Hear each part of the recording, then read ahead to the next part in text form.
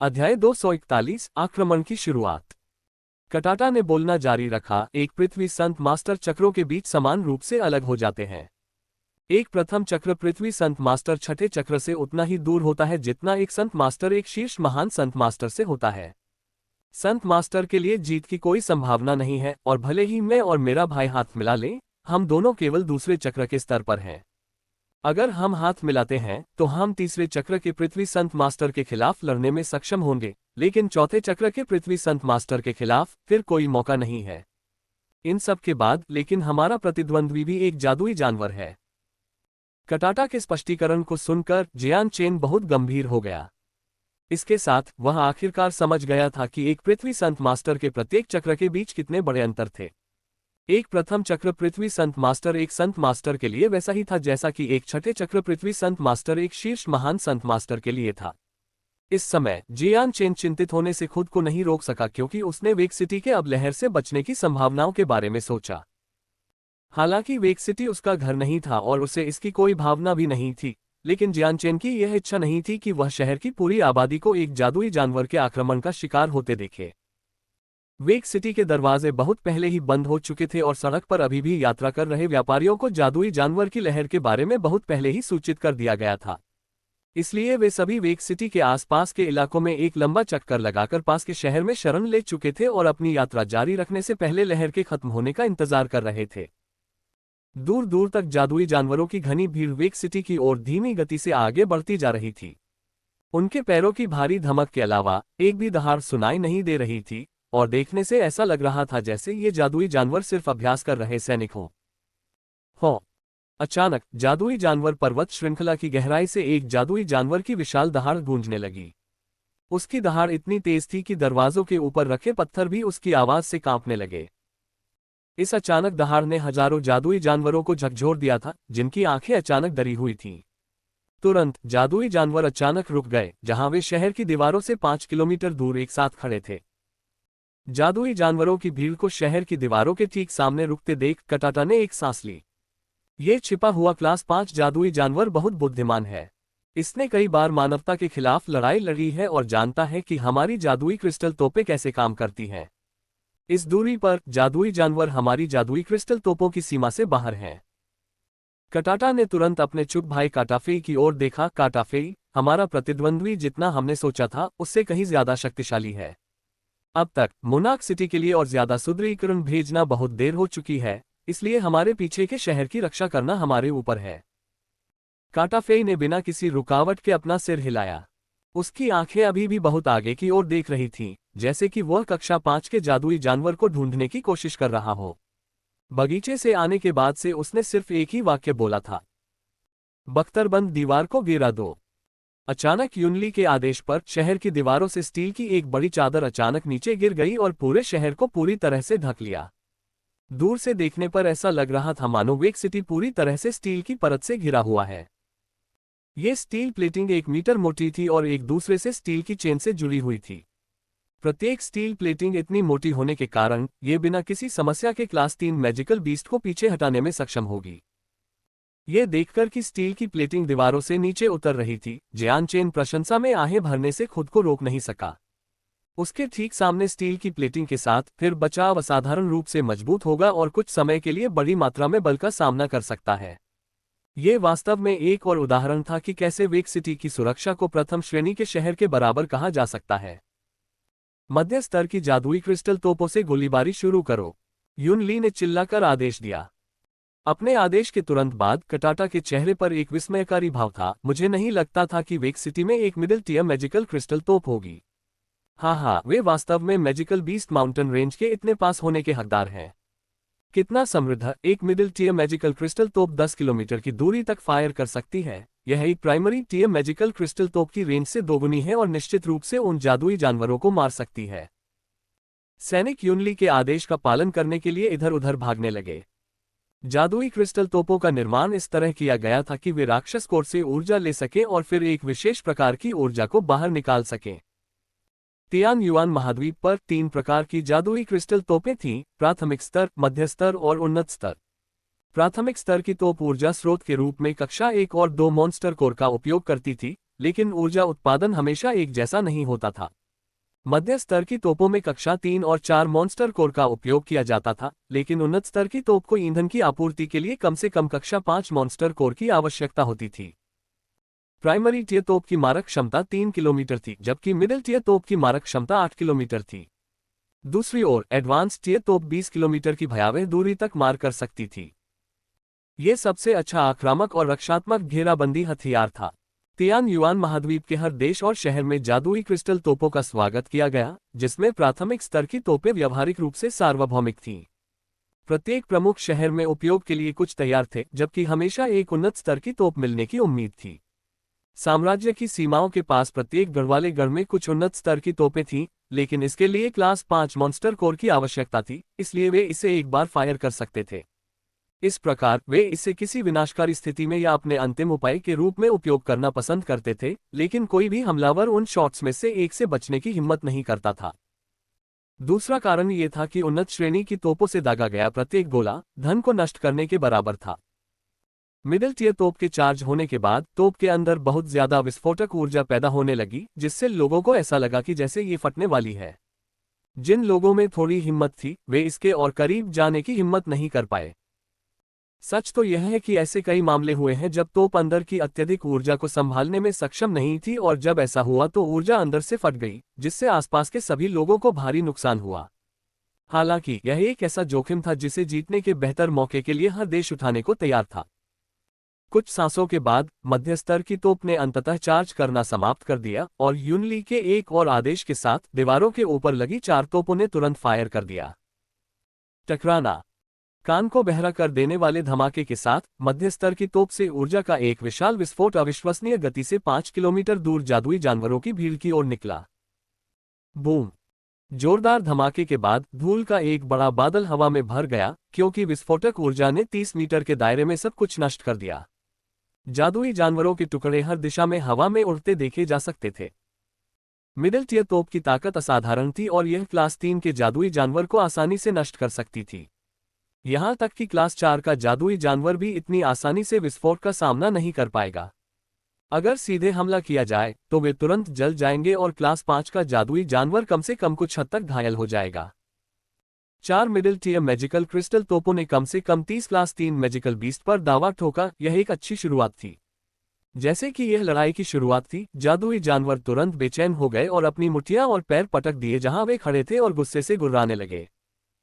मध्य स्तर की जादुई क्रिस्टल तोपों को फिर से लोड करें और सीधे उच्च स्तर के जादुई जानवरों पर फायर करें। युन ली ने तोपों के पास सैनिकों पर गरजते हुए कहा। हाँ टिल्डर। उसी समय जादुई जानवर पर्वत श्रृंखला से एक और आकाश को हिला देने वाली दहाड़ आए। ये दहाड़ पहले से ज्यादा तेज थी और लगभग 20 किलोमीटर तक फैली हुई थी, जिसके बाद जियान चेन के कान भी बजने लगे। इस दहाड़ के बाद ऐसा लगा जैसे जादुई जानवरों को कोई आदेश मिल गया हो। एक धमाकेदार दहाड़ के साथ वे सभी शहर की दीवारों की ओर बेतहाशा बढ़ने लगे। हजारों जादुई जानवर बेतहाशा दीवारों पर हमला कर रहे थे, जिससे दीवारों के ऊपर बैठे लोग एक पल के लिए फीके पड़ गए। यहां तक कि दीवार के ऊपर बैठे लोग भी हल्का कंपन महसूस कर सकते थे, जो लगातार बढ़ता जा रहा था। क्रॉसबो तैयार करो, युन ली ने एक और आदेश दिया। तुरंत ही दीवारों के भीतर एक फुट चौड़े छेद खुल गए, और आगे आकलन करने पर पता चला कि इनकी संख्या लगभग 100 थी। फिर एक एक करके मजबूत दिखने वाले लोगों ने क्रॉसबो तैयार करना शुरू कर दिया, क्योंकि छेदों से तीव्र दिखने वाले बोल्ट बाहर निकले हुए थे। बोल्टों की नोकें ऐसी दिख रही थी जैसे वे स्टील से बनी हो, यहां तक कि शाफ्ट भी किसी बेहतरीन धातु की तरह दिख रही थी। इनमें से हर एक बोल्ट 2 मीटर लंबा था, और इस वजह से उन्हें फायर करने के लिए एक बेहद मजबूत और बड़े क्रॉसबो की आवश्यकता थी। ये हथियार क्लास 3 मैजिकल बीस्ट के शरीर को भेदने में सक्षम थे, यहां तक कि पीक लेवल पर मौजूद जानवरों को भी बहुत नुकसान होता था। जब हजारों जादुई जानवर 3 किलोमीटर दूर थे तो युन ली ने एक आदेश दिया, प्राथमिक स्तर के जादुई क्रिस्टल तोपों को फायर करें, उन्हें दर्द महसूस करने दें। Bang bang bang. थोड़े कम जोरदार विस्फोट के साथ 10 प्राथमिक टियर तोपों ने जादुई जानवरों पर बहुत अधिक मात्रा में गोलाबारी की। ऊर्जा के विस्फोट आने वाली भीड़ के खिलाफ मजबूती से गिरे, जिससे बड़े बड़े समूह पूरी तरह से नष्ट हो गए। कुछ समय बाद प्राइमरी टियर की तोपें एक बार फिर से फायर करने के लिए तैयार हो गईं, और एक और धमाके के साथ जादुई जानवरों की भीड़ की ओर बड़ी मात्रा में ऊर्जा का विस्फोट हुआ। विस्फोट से उनमें से कई उड़ गए जबकि कुछ जादुई जानवरों के अवशेष हवा में घूमते हुए देखे जा सकते थे। जादुई क्रिस्टल तोपों ने कुछ और राउंड फायर किए, इससे पहले कि जादुई जानवर केवल 500 मीटर दूर रह गए।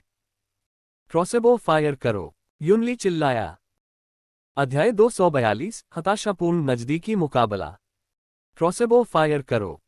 युनली के आदेश पर दीवारों के भीतर तैनात लोगों ने बिजली की गति से क्रॉसबो फायर करना शुरू कर दिया। बोल्ट सीटी की आवाज के साथ हवा में उड़ गए जिससे देखने वाले काफी डर गए। पच पच पच। बोल्टों की जबरदस्त प्रवेश शक्ति के कारण क्लास 1 के कई जादुई जानवर तुरंत ही भाले की तरह से भेद दिए गए। भले ही बोल्ट सीधे जानवरों के बीच से उड़े, लेकिन उनकी गति में जरा भी कमी नहीं आई। बोल्टों ने अपनी शुरुआती गति खोने से पहले 3 या 4 क्लास 1 के जादुई जानवरों के बीच से उड़ना जारी रखा और खुद को एक अंतिम जानवर में समाहित कर लिया। इस गोलाबारी में 200 से अधिक क्रॉसबोल्ट दागे गए, जिससे 500 से अधिक श्रेणी 1 जादुई जानवरों की जान चली गई। उसके बाद आग की दूसरी बौछार ने तुरंत सबसे आगे के जादुई जानवरों को काट डाला और हवा में दर्द और गोलियों की आवाज गूंजने लगी। ऊपर से तोपों ने जादुई जानवरों के समूह पर लगातार गोलीबारी जारी रखी, जिससे और भी ज्यादा लोगों की जान चली गई। इससे कम बुद्धिमान जादुई जानवरों को कोई फर्क नहीं पड़ा। हवा में फैले खून की गंध ने उनके खूनी स्वभाव को जगा दिया था और वे लगातार दहाड़ते हुए दीवारों की ओर अपनी गति बढ़ाते रहे, बावजूद इसके कि उन पर लगातार गोलीबारी हो रही थी। बूम! जादुई जानवर अब दीवार के इतने करीब आ गए थे कि उनमें से कुछ अब दीवारों पर लगी बख्तरबंद प्लेटिंग पर मजबूती से वार कर रहे थे। हर वार के बाद स्टील प्लेटिंग हिलने और कंपन करने लगी, जबकि धातु की सुरक्षा के कुछ हिस्सों में थोड़ी सी खरोंच आने लगी थी। कुछ कमजोर जादुई जानवरों ने स्टील की प्लेटिंग को नुकसान पहुंचाने की उम्मीद में अपने पंजों का इस्तेमाल करना शुरू कर दिया था, जबकि कुछ ने दीवारों को काटने का सहारा लिया था। कुछ लोग प्लेटिंग पर मौजूद दरारों का फायदा उठाकर ऊपर चढ़ने में भी कामयाब हो गए थे। बड़े जादुई जानवरों को आते देख युनली की आंखें खतरनाक तरीके से चमक उठी और वह चिल्लाया, उन्हें गर्म तेल में डुबो दो। अचानक दीवारों से खौलता हुआ गर्म तेल नीचे गिरा और नीचे मौजूद जादुई जानवरों पर छिड़का गया। तेल के छींटे पड़ने वाले लोगों के फर में तुरंत आग लग गई और जादुई जानवर एक चलती हुई आग में बदल गया। नीचे अनगिनत जादुई जानवर दर्द से बुरी तरह चिल्ला रहे थे, क्योंकि उनके पूरे शरीर जलते हुए तेल में डूबे हुए थे।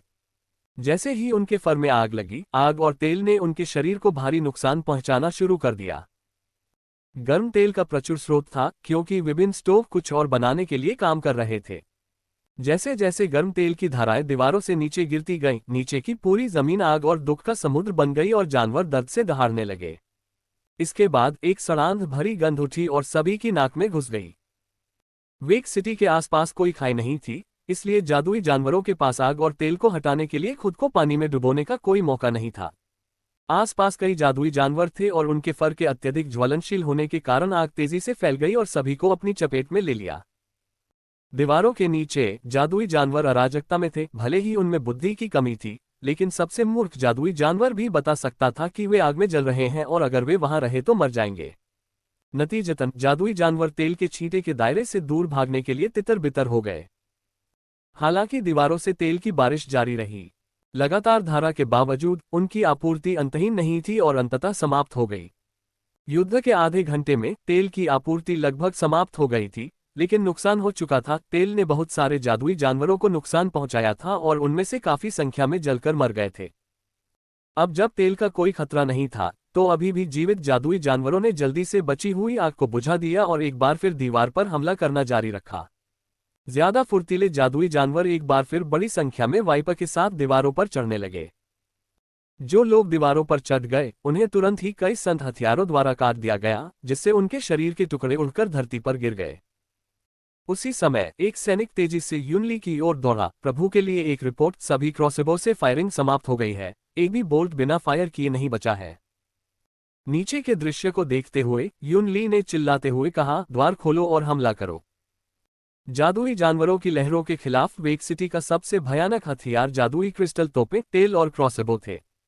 तोपें लंबी दूरी की लड़ाई के लिए थीं और सबसे मजबूत जादुई जानवरों को निशाना बनाकर मारने के लिए इस्तेमाल की जाती थीं।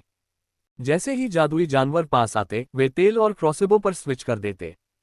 काफी समय बीतने के बाद तेल और क्रॉसबो गोला बारूद दोनों का इस्तेमाल हो चुका था। इस समय केवल हमला करना ही बचा था। धीरे धीरे दरवाजे चरमराने लगे और जादुई जानवरों ने दिशा बदलकर दरवाजों के बीच से हमला करना शुरू कर दिया। हालांकि जैसे ही वे अंदर गए, अंदर मौजूद विभिन्न भाड़े के सैनिकों ने उन्हें रोक दिया। साथी भाइयों, आगे बढ़ो। उन कानों को इकट्ठा करने के लिए कड़ी मेहनत करो। चलो, बैंगनी सिक्के की चमक जल्द ही हमारी थैलियों में होगी। हर एक भाड़े का सैनिक जोश से उबल रहा था क्योंकि युद्ध करने की उनकी इच्छा शक्ति हवा में उड़ रही थी। एक एक करके वे अपने पवित्र हथियारों के साथ खुले द्वारों से आगे बढ़े और सबसे आगे निकल गए। हर वार के साथ एक जादुई जानवर जमीन पर गिरता, दो टुकड़ों में बंट जाता और हर जगह खून की बारिश होती। हो, कुछ जादुई जानवर दर्द से चिल्ला उठे क्योंकि उन्हें लगा कि सेंट वेपन्स की ठंडी धातु उनके शरीर में चुभ रही है। एक झटके में कई और जादुई जानवर जल्दी से टुकड़ों में कट गए और कुछ ज्यादा फुर्तीले लोगों ने जल्दी से उनके कान पकड़ लिए और फिर उन्हें खुशी खुशी अपने स्पेस बेल्ट में रख लिया। जल्दी करो और सबको चार्ज करो। बैंगनी सिक्कों का एक बड़ा ढेर हमारा इंतजार कर रहा है। समय बर्बाद मत करो और जल्दी करो। शुल्क। प्रत्येक भाड़े के सैनिक से एक चीख निकली जब वे उन क्रूर जादुई जानवरों की ओर बढ़े, मानो वे सिक्कों के टुकड़े हों। पैसे के आकर्षण के कारण ये लोग मौत से नहीं डरते थे। प्रत्येक भाड़े के सैनिक की शक्ति के तहत प्रत्येक जादुई जानवर को शीघ्रता से पकड़ लिया गया और भविष्य में उपयोग के लिए संग्रहित कर लिया गया। 200,000 से ज्यादा भाड़े के सैनिक जादुई जानवरों से लड़ने के लिए वेक सिटी से बाहर निकले। हर सेकंड एक जादुई जानवर या भाड़े का सैनिक जमीन पर गिर जाता है और फिर कभी वापस नहीं उठ पाता। अध्याय 243, कई सौ वर्ग 4 जादुई जानवर। दीवार पर जादुई क्रिस्टल तोपें अपनी 3 किलोमीटर की सीमा के भीतर किसी भी चीज पर लगातार फायर कर रही थीं, जिससे नीचे की जमीन में कई छेद हो गए। तोपों को रिचार्ज करने के प्रभारी सैनिकों ने तोपों को लोड करने के लिए जल्दी से छाती से क्लास 2 मॉन्स्टर कोर को पकड़ा। हालांकि वेक सिटी एक थर्ड क्लास सिटी थी, लेकिन यह मैजिकल बीस्ट माउंटेन रेंज के बेहद करीब थी जहां राक्षस कोर प्रचुर मात्रा में थे। इसलिए कई सालों की बचत के बाद उनके पास जितने राक्षस कोर जमा थे, वे 2 या 3 दिनों तक शूटिंग के लिए 10 अलग अलग तोपों को सशक्त बनाने में पूरी तरह सक्षम थे। जियान चेन और 2 दूत महान संत मास्टर्स और यून ली के साथ शहर की दीवारों पर खड़े थे। उनमें से कोई भी भाग लेने के लिए नहीं भागा क्योंकि इन वर्ग 1 और वर्ग 2 जादुई जानवरों को नीचे के भाड़े के सैनिकों द्वारा संभाला जा सकता था। अभी के लिए वे वर्ग 4 जादुई जानवरों की प्रतीक्षा करेंगे ताकि वे निचले स्तर के लोगों पर अपनी ऊर्जा बर्बाद न करें। अगर वे ऐसा करते हैं तो वर्ग 4 जादुई जानवरों से सभी की रक्षा कौन करेगा? दीवार के ऊपर जियान चेन ने विभिन्न जादुई जानवरों को विलाप भरी नजर से देखा। वास्तव में यहाँ कई जादुई जानवर इकट्ठे हुए हैं। कटाटा ने सहमति में अपना सिर हिलाया। हालांकि यह पहली बार है जब मैं जादुई जानवरों की लहर के दौरान वेक सिटी की मदद करने आया हूं, फिर भी मुझे लगता है कि जादुई जानवरों की यह संख्या बहुत ज्यादा है। पीछे की ओर देखो, वहां कुछ 100 जादुई जानवर हैं जो अभी तक हिले नहीं हैं। उनकी उपस्थिति के आधार पर मैं देख सकता हूं कि वे क्लास 4 के जादुई जानवर हैं। पीछे की ओर देखते हुए जियान चेन ने हर आकार और आकृति के जादुई जानवरों की एक विस्तृत विविधता को प्रतीक्षा करते देखा। वे वेक सिटी की ओर बिल्कुल भी नहीं बढ़ रहे थे और इसके बजाय अपनी दूरी बनाए हुए थे। जियान चेन कटाटा जितना शक्तिशाली नहीं था, इसलिए वह ये नहीं बता सका कि वे कितने शक्तिशाली थे। इस तथ्य के बावजूद कि कई 100 वर्ग 4 जादुई जानवर काफी अविश्वसनीय लग रहे थे, जियान चेन जानता था कि कटाटा ऐसी बात के बारे में झूठ नहीं बोलेगा। ये वर्ग 4 जादुई जानवर ताकत के मामले में महान संत मास्टर्स के बराबर हैं। अगर हमारे वेक सिटी में कुछ 100,000 आदमी हैं, तो उनके बीच महान संत मास्टर विशेषज्ञों की संख्या तुलना में कम है। निश्चित रूप से इन वर्ग 4 जादुई जानवरों के खिलाफ लड़ने के लिए पर्याप्त नहीं है। अभी हम केवल जादुई क्रिस्टल तोपों पर ही भरोसा कर सकते हैं। वेक सिटी की 4 मिडिल टियर जादुई क्रिस्टल तोपों के साथ हम क्लास 4 जादुई जानवरों को कुछ नुकसान पहुंचाने में सक्षम होंगे। वे वैसे भी लगभग 8 किलोमीटर दूर हैं, जो उन तोपों की रेंज में है। कटाटा ने यूनली की ओर हाथ हिलाते हुए गंभीरता से कहा। यूनली, 4 मिडिल टियर जादुई क्रिस्टल तोपों को पीछे की ओर निशाना लगाओ। वे सभी क्लास 4 जादुई जानवर हैं, तोपें उन्हें मारने के लिए पर्याप्त होनी चाहिए और हम पर दबाव कम हो जाएगा। हाँ, वरिष्ठ दूत। कटाटा के शब्द किसी वरिष्ठ अधिकारी द्वारा अपने अधीनस्थ को दिए गए आदेशों की तरह थे, इसलिए यूनली उनकी अवज्ञा नहीं कर सकता था। बिना किसी हिचकिचाहट के यून ली ने तुरंत 4 मध्य स्तरीय तोपों को कक्षा 4 के जादुई जानवरों पर निशाना लगाने और फायर करने का आदेश दिया। टकराना। तोपें चली और भीतर की ऊर्जा ऐसी प्रतीत हुई मानो वह कोई टूटता हुआ तारा हो जो हवा में उड़कर जादुई जानवरों के बीच की ओर जा रही हो। सौभाग्य से क्लास 4 जादुई जानवरों का समूह विस्फोट क्षेत्र की सीमा के भीतर था और इसलिए ऊर्जा ने समूह के बीच में जमीन को उड़ा दिया, जिससे हर जगह धूल उड़ गई क्योंकि जंगली ऊर्जा ने सब कुछ तहस नहस कर दिया। तुरंत कई जादुई जानवर कुछ शरीर के अंगों के साथ प्रभाव क्षेत्र से 20 मीटर दूर उड़ गए। नीचे बारिश की तरह खून बह रहा था। जल्द ही शरीर के अंग धूल के तूफान में वापस गिर गए, जिससे दृश्यता शून्य हो गई। हो कक्षा 4 के सभी जादुई जानवर गुस्से में चिल्लाने लगे और घायलों ने वेक सिटी को खतरनाक तरीके से घूरा। उनकी आंखें घृणा से भरी हुई थी क्योंकि वे अचानक बिना किसी धैर्य के दीवारों पर हमला कर रहे थे। मध्य श्रेणी की तोपों से एक बार फिर जादुई जानवरों के उस समूह पर निशाना साधो, गोलीबारी जारी रखो, युन ली ने कठोर भाव से कहा। कटाटा के शब्दों से युन ली ने अनुमान लगाया था कि जादुई जानवरों की बड़ी संख्या कक्षा 4 के स्तर की थी। जादुई जानवरों की बड़ी संख्या की तुलना में वेक सिटी के सैनिकों और भाड़े के सैनिकों के रैंकों में महान संत मास्टर्स की संख्या अभी भी 3 अंकों से बहुत दूर थी। ज्यादा से ज्यादा केवल कुछ दर्जन महान संत मास्टर्स ही थे जो कक्षा 4 के जादुई जानवरों के खिलाफ खड़े हो सकते थे, इसलिए अभी के लिए उन जादुई जानवरों से निपटने का सबसे अच्छा तरीका तोपों का उपयोग करके उनकी संख्या को कम करना था। तोपों द्वारा लक्ष्य बदलने के कारण पीछे की ओर सुरक्षित और स्वस्थ कक्षा 4 जादुई जानवरों को भारी नुकसान उठाना पड़ा। मध्य श्रेणी की तोपों ने उनके रैंकों को बहुत नुकसान पहुंचाया था और तोप की आग की प्रत्येक नई बौछार के साथ और भी अधिक जानें चली गईं। जैसे ही तोपों ने उन पर निशाना साधना शुरू किया, जादुई जानवरों की एक बड़ी संख्या पीछे हटने लगी। बचे हुए कुछ जानवर दीवारों पर हमला करते हुए गुर्राने और दहाड़ने लगे। तोपों की वजह से वे सारी समझदारी खो चुके थे और खून की प्यास में उन्होंने दूसरे जादुई जानवरों को रास्ते से हटा दिया और अपने उत्पात में कुछ कमजोर जानवरों को भी मार डाला। उस क्षण प्रत्येक जादुई जानवर श्रेणी 5 के जादुई जानवर के भयावह नियंत्रण से मुक्त हो चुका था। मिडिल टियर की तोपें लगातार फायर करती रहीं और हर धमाके की आवाज से आसमान भर गया। बार बार क्लास 4 के जादुई जानवरों की भीड़ धुएं में उड़ गई, जिससे नीचे जमीन पर एक गड्ढा बन गया। क्लास 4 के जादुई जानवर अविश्वसनीय रूप से तेज थे, लेकिन जैसे ही मिडिल टियर मैजिकल क्रिस्टल तोपों ने 5वां गोला दागा, वे दीवार के 500 मीटर के भीतर पहुंच चुके थे। तोपों की वजह से उनकी संख्या कई सौ से बढ़कर लगभग 150 हो गई और उनमें से बहुत से लोग कुछ हद तक घायल भी हुए। हालांकि अच्छी खबर के बावजूद रेड सेंट मास्टर्स के चेहरे पर अभी भी बेहद गंभीर भाव थे। तब तक इससे पहले कि युनली कुछ कह पाती, महान संत गुरु तुरंत दीवारों से नीचे जादुई जानवरों की भीड़ में कूद गए। केवल वे ही कक्षा 4 के जादुई जानवरों से बचाव कर सकते थे और अगर वे जादुई जानवर संतों या महान संतों के खिलाफ लड़ते तो मानव पक्ष को बहुत नुकसान होता। एक पल में दर्जन भर महान संत गुरुओं ने गहन युद्ध में भाग लिया। उस समय केवल युनली, जियान चेन और 2 दूत दीवारों पर रह गए थे, वहां कोई अन्य महान संत गुरु नहीं था। यहां तक कि ज्वाला भाड़े के सैनिकों के साथ महान संत मास्टर भी वर्ग 4 के जादुई जानवरों से लड़ने लगे थे। अध्याय 244 जियान चेन की कार्रवाई, एक तेज तलवार। वेक सिटी के आसपास का इलाका पहले से ही खूनी युद्ध का मैदान बन चुका था, जहां 200,000 भाड़े के सैनिक और बख्तरबंद सैनिक शहर के दरवाजों पर लड़ रहे थे। वे पहले ही कुछ किलोमीटर तक भाले से अपना रास्ता बना चुके थे और कुछ जादुई जानवरों के खून से लथपथ थे। पीछे की ओर कई सहायक सैनिक स्ट्रेचर लेकर युद्ध के मैदान में घूम रहे थे ताकि गिरे हुए लोगों को ठीक होने के लिए वापस शहर लाया जा सके। पूरा युद्ध का मैदान खून से लाल हो गया था और युद्ध की तीखी गंध हवा में फैलकर लड़ने वाले सभी लोगों की नाक में समा रही थी। हालांकि यह लड़ाई बहुत कम समय तक चली थी, लेकिन जमीन जादुई जानवरों और इंसानों की लाशों से अटी पड़ी थी। हर सेकंड एक व्यक्ति घायल होता था, जबकि अगले ही सेकंड कोई और व्यक्ति मर जाता था। 100 क्लास 4 जादुई जानवर और कुछ दर्जन महान संत गुरु एक दूसरे के खिलाफ लड़ रहे थे, लेकिन स्थिति मनुष्यों के लिए अच्छी नहीं लग रही थी। एक क्लास 4 जादुई जानवर के खिलाफ लड़ने के लिए 2 महान संत गुरुओं की आवश्यकता होती है, लेकिन इस समय प्रत्येक जादुई जानवर एक महान संत गुरु के खिलाफ लड़ रहा था। थोड़े समय के लिए महान संत गुरु ठीक रहेंगे, लेकिन अगर समय बहुत लंबा खींच गया तो स्थिति को बताना मुश्किल हो जाएगा। चूंकि जादुई जानवरों के पास एक प्राकृतिक श्रेष्ठता थी, इसलिए मानवता जादुई जानवरों के खिलाफ लड़ने के लिए केवल अपने संत हथियारों पर भरोसा कर सकती थी, लेकिन जब वह खत्म हो गया तो उनका जीवन अत्यधिक खतरे में पड़ जाएगा।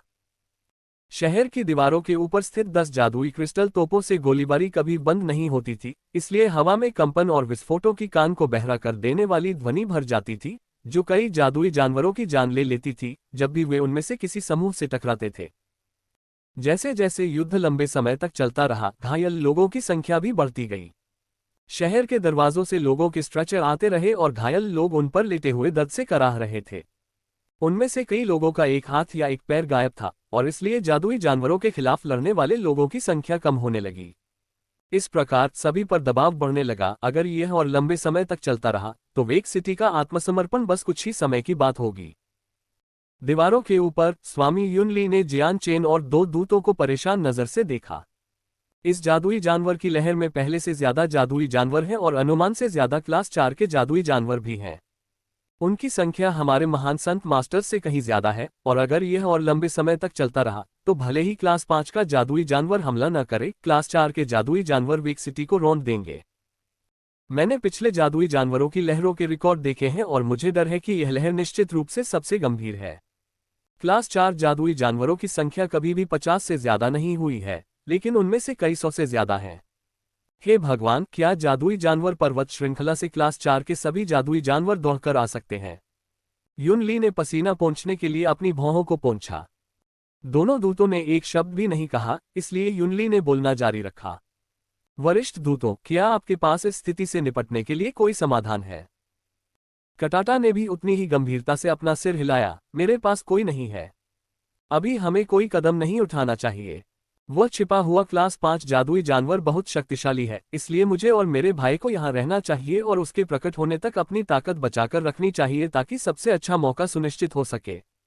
अगर हम अभी अपनी ऊर्जा बर्बाद करते हैं तो जब वह क्लास 5 जादुई जानवर हमला करेगा तो हमारे पास उसे हराने का मौका नहीं होगा।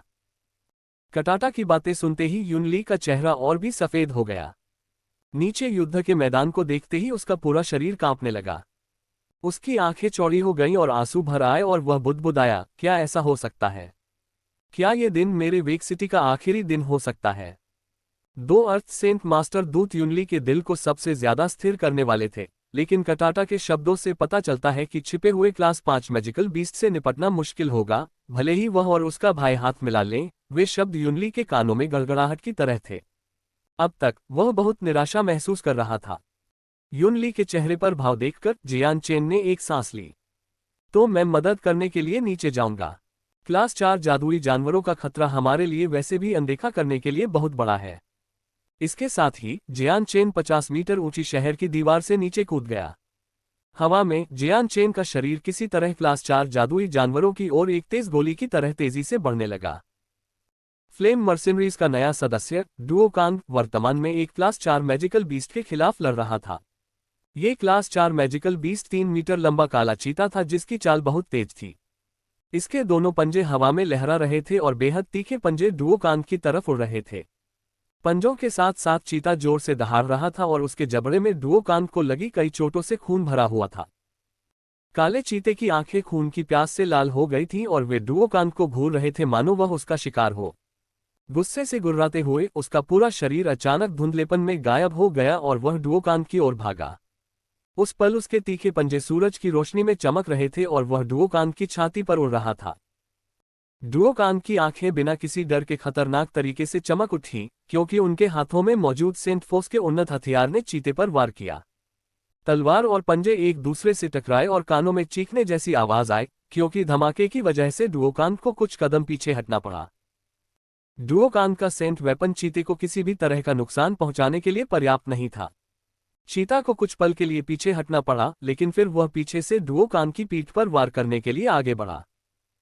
चीता द्वारा उसे पीछे की ओर उड़ा दिए जाने के बाद डुओकांग ने अभी तक अपने पैर पूरी तरह से स्थिर नहीं किए थे, इसलिए उसके लिए पहले की तरह ही ताकत के साथ उस जानवर पर हमला करना मुश्किल था। असहाय होकर वह केवल अपने शरीर के आर पार तलवार लाकर खुद को उसके पंजों से बचा सकता था।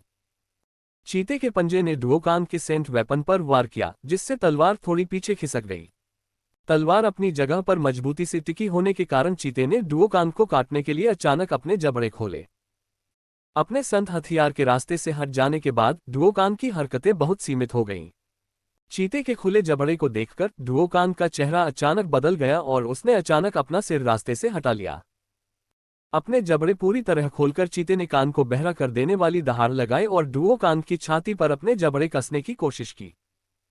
डुओकांग का चेहरा बेहद गंभीर था। ये चीता उस समय बहुत चालाक था जब उसने अपने पंजों से उस पर हमला किया था, जिससे वह जवाबी हमला करने में असमर्थ हो गया था। ऐसा लग रहा था कि आज विपत्ति से बचना मुश्किल होगा, क्योंकि यह जादुई जानवर उससे भी ज्यादा शक्तिशाली था और डुओकांग अपने संत हथियार से चीते से लड़ने में सक्षम नहीं था। इस बार जब डुओकांग ने नुकीले दांतों से बचकर भागा तो उसे अपने चेहरे पर कुछ रंगत वापस आती हुई महसूस हुई। अगर वह नुकीले दांतों से बचने में बस एक सेकंड भी देर करता तो उसकी छाती खून से लथपथ हो जाती। ये कितना मुश्किल मामला है। डुओकांग के चेहरे पर निराशा के भाव थे। अभी वह लगभग चीते की मर्जी पर था। चीता किसी भी समय हमला कर सकता था, इसलिए उसे चकमा देना मुश्किल होता जा रहा था। इस बार एक छोटे बच्चे के आकार की पूंछ अचानक डुओकांग की गर्दन के चारों ओर लिपट गई, जिससे अब उसके लिए कोई भी गतिविधि असंभव हो गई। एक बार फिर डुओकांग का चेहरा मौत की तरह पीला पड़ गया और उसकी आंखें निराशा से चमक उठीं। उसकी गर्दन पूंछ से जकड़ी हुई थी, वह अब काले चीते के अगले हमले से बच नहीं सकता था। यहां तक कि उसका संत हथियार, जो उसके जीवन की सबसे महत्वपूर्ण वस्तु थी, भी उसकी मदद नहीं कर सकता था। वह अपने संत हथियार को त्यागने से पहले मरना पसंद करेगा। खून की लौहगंध डुओकांग की नाक में चुभ गई, जबकि चीते के खूनी जबड़े ने एक बार फिर डुओकांग की आंखों को जकड़ लिया। इससे पहले कि डुओकांग अपनी मौत को स्वीकार करने के लिए तैयार होता, अचानक उसकी आंखों के कोने में एक चांदी की रोशनी चमक उठी। चौंक कर डुओकांग केवल एक चांदी की बिजली जैसी रोशनी की रेखा को चीते के गले से सीधे उड़ते हुए देख सकता था। चीते के खूनी जबड़े तुरंत डुओकांग की छाती से सिर्फ 1 इंच की दूरी पर आकर रुक गए। उसके जबड़े की बदबू डुओकांग की नाक को इतनी परेशान कर रही थी कि वह सांस लेने की हिम्मत नहीं जुटा पाया। डुओकांग को तुरंत आश्चर्य हुआ, लेकिन जैसे ही उसने देखा कि लंबा ब्लेड चीते के गले में गहराई तक घुस गया है, उसकी आंखों में खुशी की एक झलक दिखाई दी। ये ब्लेड ऐसा था जिससे वह बहुत परिचित था, क्योंकि वह जानता था कि इसका मालिक कौन है। मौत से बाल बाल बचकर निकलने के बाद डुओकांग खुद को बेहद आभारी महसूस करने से नहीं रोक पाया। 20 साल के युवक की तरफ सिर घुमाकर उसने भावुक होकर कहा, कैप्टन। जिंदगी और मौत के बीच की इस राह पर डुओकांग को आखिरकार एहसास हुआ कि जिंदगी कितनी खूबसूरत है। हालांकि डुओकांग कई बार जीवन मरण की स्थितियों में रहा था, लेकिन वह कभी भी इस तरह की खतरनाक स्थिति में नहीं आया था। अगर जियान चेन एक सेकंड भी धीमा होता तो उसकी जान चली जाती और उसका शरीर लाश बन जाता। जियान चेन ने धीरे से चीते की गर्दन से लाइट विंड स्वॉर्ड को निकाला और डुओकांग से बोला, जाओ और दूसरों की मदद करो, सुनिश्चित करो कि हमारे फ्लेम मर्सेनरीज के कम से कम लोग मारे जाएं। हाँ कप्तान, डुओकांग ने तुरंत जवाब दिया। अपनी गर्दन के चारों ओर लिपटी पूंछ को पकड़कर उसने उसे खोला और चीते का कान काट दिया। फिर उसे अपने स्पेस बेल्ट में रखते हुए डुओकांग तुरंत फ्लेम मर्सेनरी के अन्य भाइयों की मदद करने के लिए भाग गया। जियान चेन ने बिना किसी हिचकिचाहट के तुरंत अगले निकटतम क्लास 4 जादुई जानवर की ओर भागा। यह अगला एक वाइपर था जिसके खिलाफ 6 सेंट मास्टर्स लड़ रहे थे। उनमें से 2 घायल हो गए, जबकि बाकी 4 को खुद को बचाने के लिए इधर उधर भागना पड़ा। प्रत्येक वार से बचना मुश्किल होता जा रहा था और वे पहले से ही दयनीय स्थिति में थे। वाइपर का जहर जो उन पर थूका गया था, वह वहां मौजूद सभी सेंट मास्टर्स को उसके संपर्क में आने से डराने के लिए काफी था। इसलिए 6 संत गुरु केवल वाइपर से दूर भागने की कोशिश कर सकते थे। अचानक प्रकाश की एक चांदी की चाप उनके पास से गुजरी और वाइपर के जवाब देने से पहले ही उसके अंदरूनी अंगों में घुस गई। वाइपर ने तुरंत एक दयनीय फुफकार मारी और जमीन पर गिर पड़ा। जियान चेन की तलवार अतुलनीय रूप से तेज थी, इसलिए वाइपर जैसा क्लास 4 जादुई जानवर भी हमले को बिल्कुल भी नहीं समझ पाया। कैप्टन, 6 संत गुरु जो वाइपर से लड़ रहे थे, उन्होंने तुरंत जियान चेन को पुकारा। उनकी आंखों में अत्यधिक खुशी के भाव थे, क्योंकि उन्होंने तुरंत पहचान लिया कि उनके कप्तान ने उन्हें बचा लिया है। अगर तुम घायल हो तो अपना इलाज करवाने के लिए वापस चले जाओ। बाकी लोगों को हमारे साथी भाइयों की मदद करनी चाहिए। याद रखो, सबसे पहले अपने लोगों की मदद करो। आदेश देते हुए जियान चेन तुरंत अगले जानवर की ओर भाग गया। युद्ध के मैदान में जियान चेन के आने से अब दबाव काफी कम हो गया था। कुछ ही सांसों के अंतराल में जियान चेन ने क्लास 4 के कई जादुई जानवरों को मार गिराया था। युद्ध के मैदान में घुसते उतरते उसका हर वार अविश्वसनीय रूप से तेज था। व्यवहारिक रूप से कोई भी क्लास 4 का जादुई जानवर जियान चेन की तलवार से बच नहीं सकता था, और इसलिए उसकी तलवार के हर वार के साथ एक और जादुई जानवर का गला घोंटा जाता था, जो यह समझने से पहले ही मर जाता था कि क्या हो रहा है। क्लास 4 के जादुई जानवरों के एक ही वार में मारे जाने के बाद युद्ध के मैदान में ज्यादा से ज्यादा लोग तेजी से ऊंचे स्थान पर पहुंच रहे थे। तुरंत ही हर समूह दूसरे समूह की मदद करने के लिए भाग जाता था ताकि क्लास 4 के जादुई जानवर से लड़ सके, जिससे सभी पर दबाव नाटकीय रूप से कम हो जाता था। जियान चेन अपने अगले सबसे नजदीकी क्लास 4 जादुई जानवर की ओर अकेले ही आगे पीछे चलता रहा और उसकी लाइट विंड स्वॉर्ड हर वार से लगातार रोशनी बिखेरती रही। जब भी कोई क्लास 2 या क्लास 3 जादुई जानवर बहुत करीब आता तो उसे बेरहमी से मार दिया जाता। जियान चेन के विनाश के रास्ते में उसने खूनी निशान पीछे छोड़ दिए थे। एक अगरबत्ती जलाने में जितना समय लगता था उतने समय में जियान चेन के हाथों कक्षा 4 के 40 जादुई जानवर मर जाते थे तथा कक्षा 2 और कक्षा 3 के अनगिनत जादुई जानवर भी मर जाते थे। शुरुआत में पीक सेंट मास्टर स्तर पर जियान चेन की ताकत क्लास 4 मैजिकल बीस्ट को मारने के लिए पर्याप्त थी। अब जब वह केवल प्राथमिक स्तर पर होने के बावजूद ग्रेट सेंट मास्टर पर था तो उसकी ताकत कई गुना बढ़ गई थी।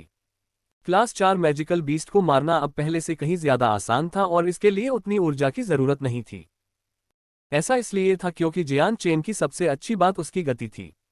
वह इतना तेज था कि जादुई जानवर प्रतिक्रिया करने के लिए पर्याप्त तेज नहीं थे और जियान चेन की नज़र में ये जादुई जानवर स्थिर खड़े होने के बराबर हो सकते थे और निश्चित रूप से चकमा देने के लिए बहुत धीमे थे। मार्शल आर्ट की दुनिया में केवल गति ही आपको धोखा नहीं देगी। जियान चेन की तलवार इस शब्द गति पर बहुत अधिक निर्भर थी।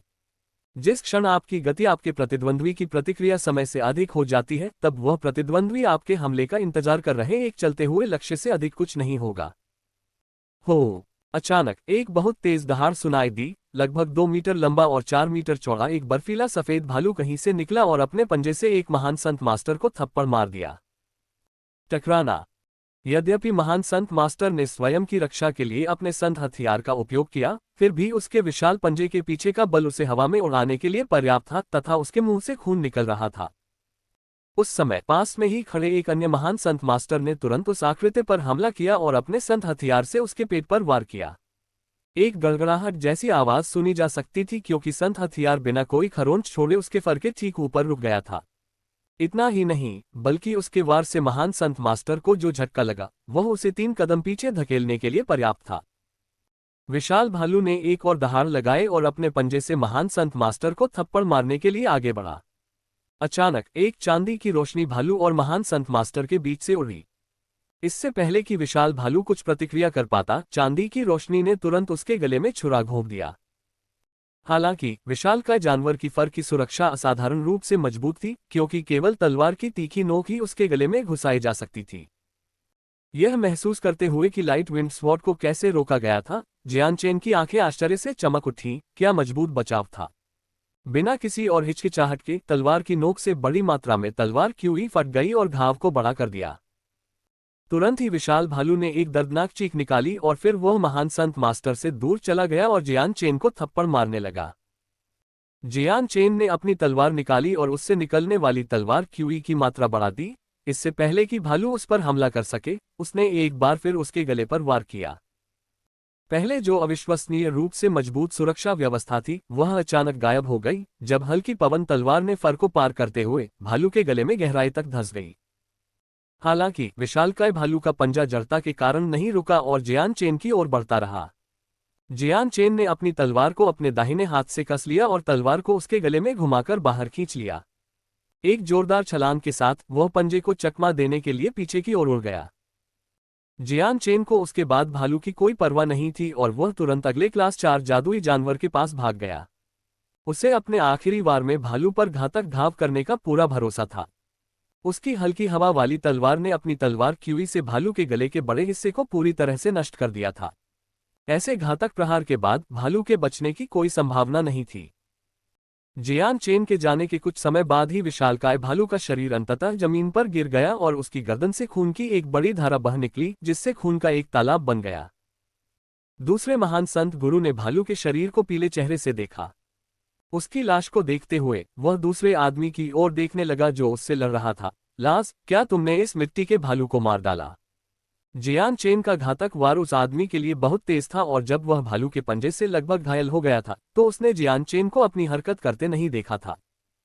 दूसरे महान संत मास्टर ने अत्यंत स्तब्ध भाव से शव को देखा। कितना आश्चर्यजनक है, एक मिट्टी के भालू को 2 बार में मारने वाला वह व्यक्ति एक पृथ्वी संत मास्टर कैसे हो सकता है? लाज, तुमने मुझे नहीं बताया, तुमने मिट्टी के भालू को कैसे मार डाला? तुम इतने शक्तिशाली कब हो गए? महान संत मास्टर ने जिज्ञासा के साथ दोहराया। ये सुनकर लाज नाम के व्यक्ति ने अपना सिर हिलाया। इस मिट्टी के भालू को इंसानों ने नहीं बल्कि एक सफेद वस्त्र पहने व्यक्ति ने मारा है। ऐसा कहते हुए लाज की आवाज अचानक भावुक हो गई और वह दूसरे व्यक्ति के कंधों पर चढ़ गया। ली दाओ, तुमने नहीं देखा, उस आदमी की ताकत वाकई बहुत बड़ी है। उसे सिर्फ 2 बार इतनी तेजी से वार करना था कि मैं इस मिट्टी के भालू को आसानी से और बिना किसी प्रतिशोध के मार सकता था। क्लास 4 अर्थेन बियर को मारने के लिए 2 तलवारों के वार लगे। ली दाओ ने आश्चर्य से चिल्लाते हुए कहा, लाज, ये व्यक्ति कौन है? क्या वह एक अर्थ सेंट मास्टर हो सकता है? मैं भी यही मानता हूं। उसने सफेद कपड़े पहने हुए थे, लेकिन मुझे नहीं पता कि वह कौन है, लाज ने बड़बड़ाते हुए कहा। लाई दाओ ने चारों ओर देखा तो पाया कि सफेद वस्त्र पहने जियान चेन ने कुछ ही दूरी पर एक अन्य श्रेणी 4 के जादुई जानवर के गले पर अपनी तलवार से वार किया था। क्या ये वह व्यक्ति हो सकता है? दीवार पर यह जियान चेन काफी ताकतवर है। उसकी लड़ने की क्षमता किसी तरह इतनी मजबूत है कि क्लास 4 का जादुई जानवर भी उसके सामने कुछ नहीं है।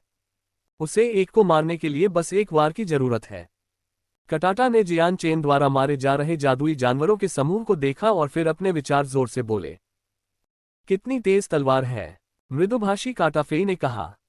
कटाटा ने अपना सिर हिलाया। ये सही है, उसकी तलवार अविश्वसनीय रूप से तेज है और इसमें कोई भी हरकत बेकार नहीं जाती। हर वार जादुई जानवरों की गर्दन के सबसे कमजोर हिस्से पर मजबूती से लगता है। अनगिनत क्लास 4 जादुई जानवर जियान चेन की तलवार से मारे गए और मैं भी उसकी तलवार की धुंधली आकृति को केवल दुर्लभ अवसरों पर ही कैद कर सकता हूं। इतनी तेज रफ्तार के साथ इसमें कोई आश्चर्य नहीं कि क्लास 4 जादुई जानवर इसे चकमा नहीं दे सकता। हालांकि जो बात मुझे समझ में नहीं आती वह यह है कि जियान चेन ने इतनी तेज तलवारबाजी कैसे हासिल की। क्या यह किसी युद्ध कौशल का काम हो सकता है? नहीं, मैं कह सकता हूं कि यह कोई युद्ध कौशल नहीं है, काटाफेई बोला। ऐसा लगता है कि इस जियान चेन की पहचान काफी रहस्यमय है।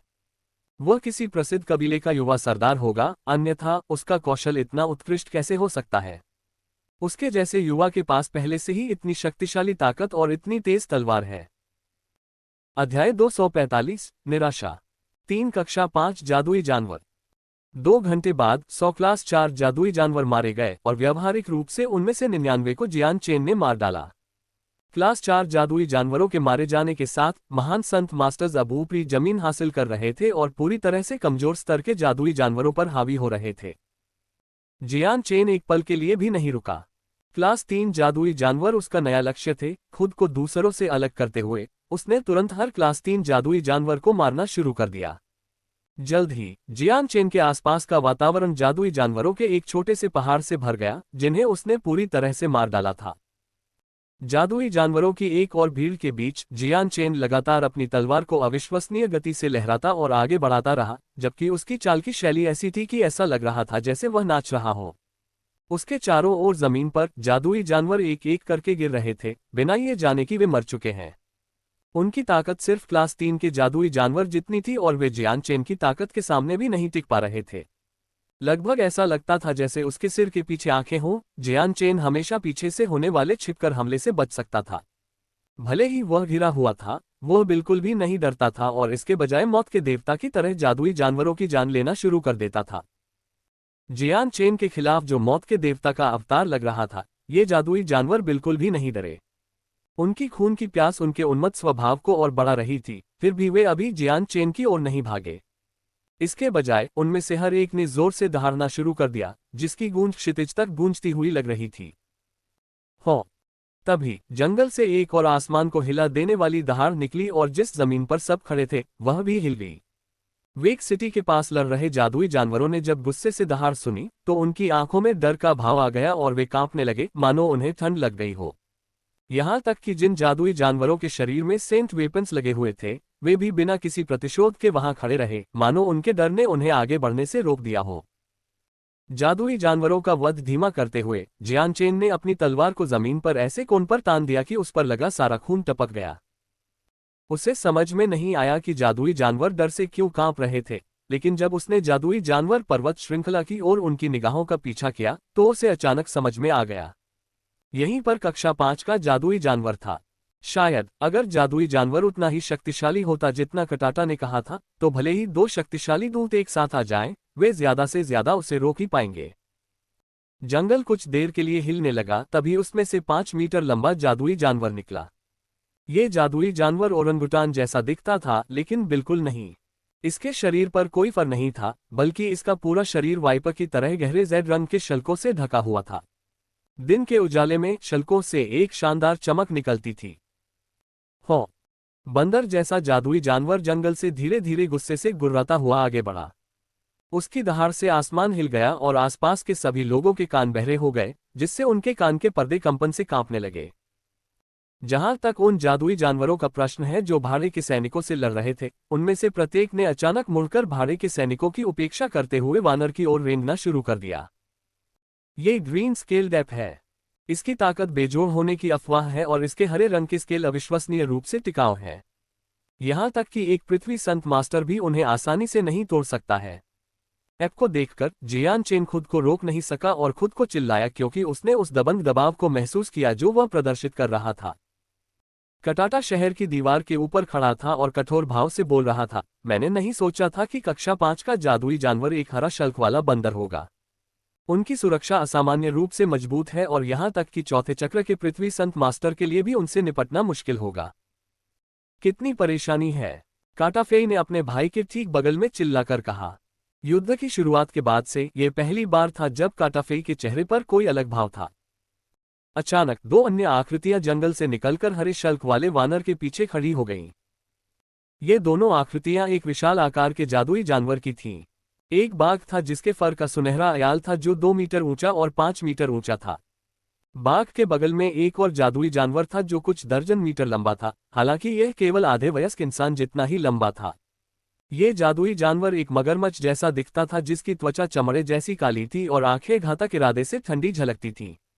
इसकी पीठ पर कई 2 मीटर लंबी तलवार जैसी कीलें उगी हुई थीं और जैसे जैसे ये रोशनी में चलता गया, इसकी आकृति और भी घातक लगने लगी। दो जादुई जानवरों को देखकर कटाटा का चेहरा डर से पीला पड़ गया और वह चिल्लाया, गोल्डन फर टाइगर किंग और एक ब्लेडेड मगरमच्छ। तीथथिस। इसका मतलब है कि 3 श्रेणी 5 जादुई जानवर हैं। काटाफेई का चेहरा भी सफेद हो गया जब उसने अपने सामने 3 जादुई जानवरों को देखा। उसे अब बहुत ज्यादा डर लग रहा था। वह और उसका भाई ग्रीन स्केल्ड ऐप के खिलाफ एक साथ भी नहीं लड़ सकते थे, लेकिन गोल्डन फर टाइगर किंग और ब्लेडेड मगरमच्छ के आने के बाद एक ही समय में 3 क्लास 5 जादुई जानवरों से लड़ना बेहद मुश्किल होगा। कटाटा ने गहरी सांस ली और अपने अंगों में अत्यधिक ठंडक महसूस होने से बचने की कोशिश की। तुरंत वह युनली की ओर मुड़ा। जल्दी से वेक सिटी के हर आम आदमी को सूचित करो, उन्हें जल्द से जल्द खाली कर देना चाहिए। वेक सिटी अब सुरक्षित नहीं है। हाँ, मैं अब ऐसा करूंगा। युनली ने भी उतने ही सफेद चेहरे के साथ उत्तर दिया। 3 क्लास 5 मैजिकल बीस्ट्स ऐसी चीज नहीं थी जिससे वेक सिटी बचाव कर सके। भले ही एक मिडिल टियर मैजिकल क्रिस्टल तोप उन्हें घायल करने के लिए पर्याप्त थी, फिर भी वेक सिटी को अपनी संभावनाओं को कुछ हद तक बेहतर बनाने के लिए कम से कम 5 अर्थ सेंट मास्टर्स की आवश्यकता होगी। अब हम क्या करें? काटाफेई ने पूछा। अभी हम केवल उन्हें रोककर समय के लिए रुकने की उम्मीद कर सकते हैं। लड़ो ताकि वेक सिटी के आम लोग निकल सकें। हालांकि हम जीतने में असमर्थ हैं, फिर भी हम समय के लिए रुक सकते हैं। अगर हम ऐसा कर सकते हैं तो उन 3 क्लास 5 जादुई जानवरों को बस कुछ समय के लिए रोका जा सकेगा। लेकिन हमें अभी भी सावधान रहने की जरूरत है ताकि हम घायल न हो, अन्यथा मुझे डर है कि हम क्लास 5 जादुई जानवरों के लिए आसान लक्ष्य बन जाएंगे और सबसे अधिक संभावना है कि हम मर जाएं। कटाटा ने गंभीरता से कहा।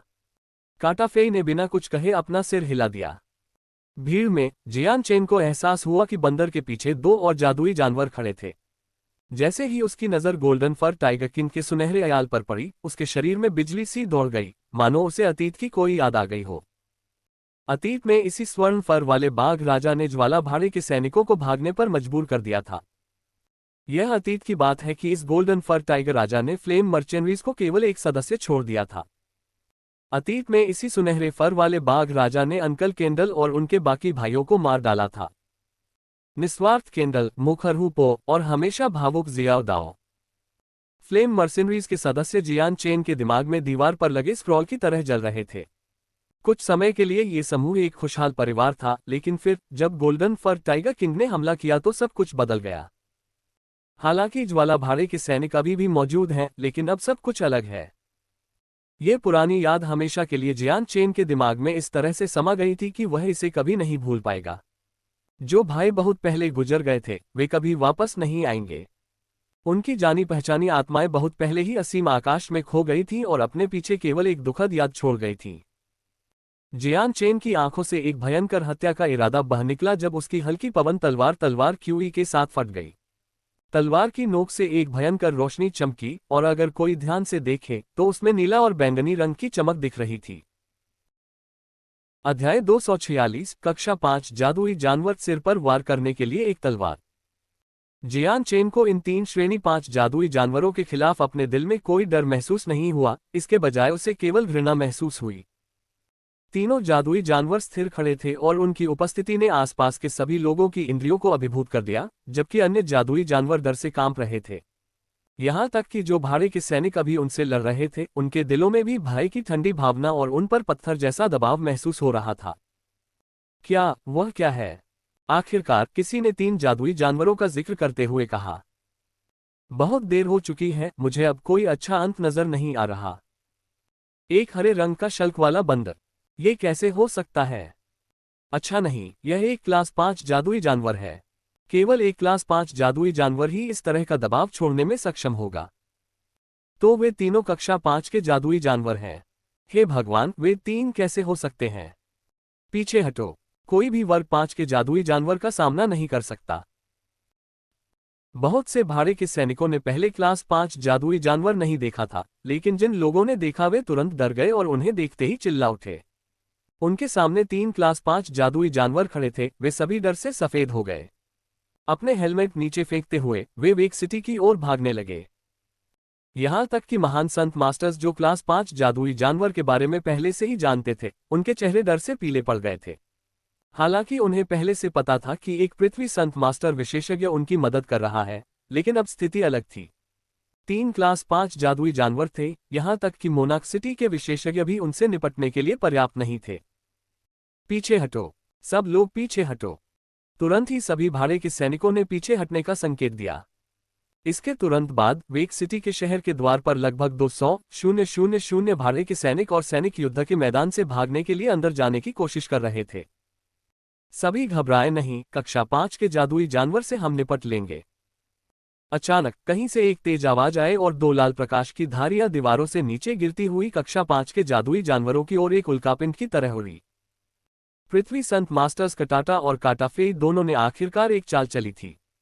हालांकि वे कुछ समय खरीदने के लिए थोड़ी देर और इंतजार करना चाहते थे, लेकिन नीचे हो रही दहशत के कारण वे अब और नहीं रुक सकते थे। अगर पूरी लड़ाकू सेना शहर में पीछे हट जाती तो न केवल पूरा शहर अराजकता में होता, बल्कि शहर पर आक्रमण करना भी आसान हो जाता। कटाटा और काटाफे आकाश में उड़ते समय सेंट फोर्स जैसी आग की परत से घिरे हुए थे। उन्हें अंततः जमीन पर गिरने से पहले 50 मीटर और लगे, लेकिन फिर भी सेंट फोर्स जैसी आग से घिरे होने के कारण वे सीधे क्लास 5 मैजिकल बीस्ट्स की ओर बढ़े। फायर सेंट फोर्स, उस प्रकार की अग्नि जैसी सार शक्ति, वह कुछ ऐसी चीज है जिसे केवल एक पृथ्वी संत मास्टर ही प्राप्त कर सकता है, जिसके पास अग्नि संत बल पर गहन महारत हो। पृथ्वी संत मास्टर, तो यहाँ ऐसे विशेषज्ञ भी थे। ये सोचना कि यहाँ एक पृथ्वी संत मास्टर होगा, लानत है। फिर क्लास 5 के जादुई जानवर की कौन परवाह करता है? हमारे पक्ष में 2 पृथ्वी संत मास्टर विशेषज्ञ हैं। भाइयों, आगे बढ़ो, उन कमीनों को मार डालो और हमारे मृतकों का बदला लो। कटाटा और काटाफे के चारों ओर आग की परत को देखकर कई भाड़े के सैनिक बहुत खुश हुए और अविश्वास में चिल्लाने लगे। उनकी उपस्थिति उन लोगों के लिए लगभग एक ट्रैंक्विलाइजर की तरह थी जो उन क्लास 5 जादुई जानवरों को देखकर डर गए थे। केवल कुछ भाड़े के सैनिकों के चेहरे पर अभी भी चिंता की लकीरें थीं। जादुई जानवरों में मानवता की तुलना में एक जन्मजात श्रेष्ठता थी। यदि 3 क्लास 5 जादुई जानवर थे तो 2 पृथ्वी संत मास्टर्स क्या कर सकते थे?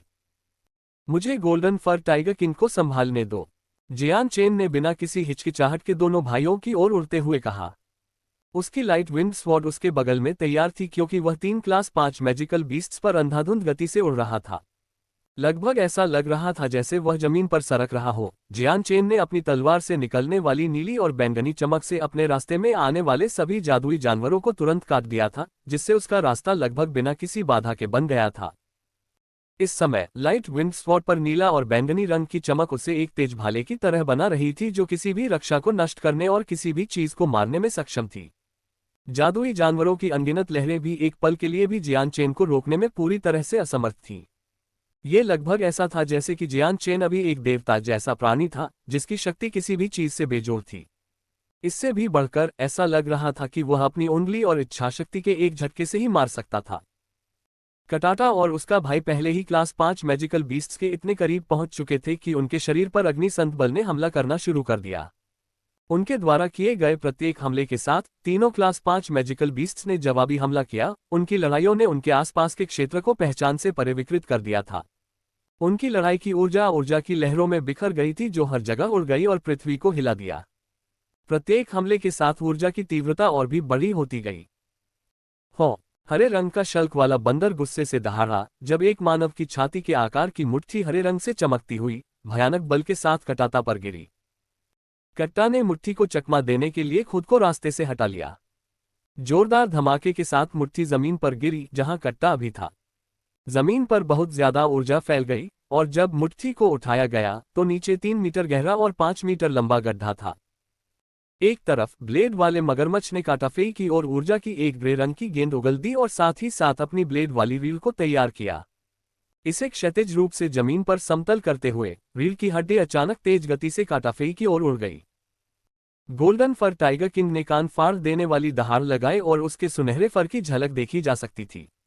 उसके पंजे, जो चट्टान को चकनाचूर करने और धातु को चीरने के लिए काफी मजबूत थे, खतरनाक तरीके से चमक रहे थे क्योंकि वे काटाफेई पर वार कर रहे थे, जबकि खून की बदबू आ रही थी क्योंकि वह उसे काटने की कोशिश भी कर रहा था।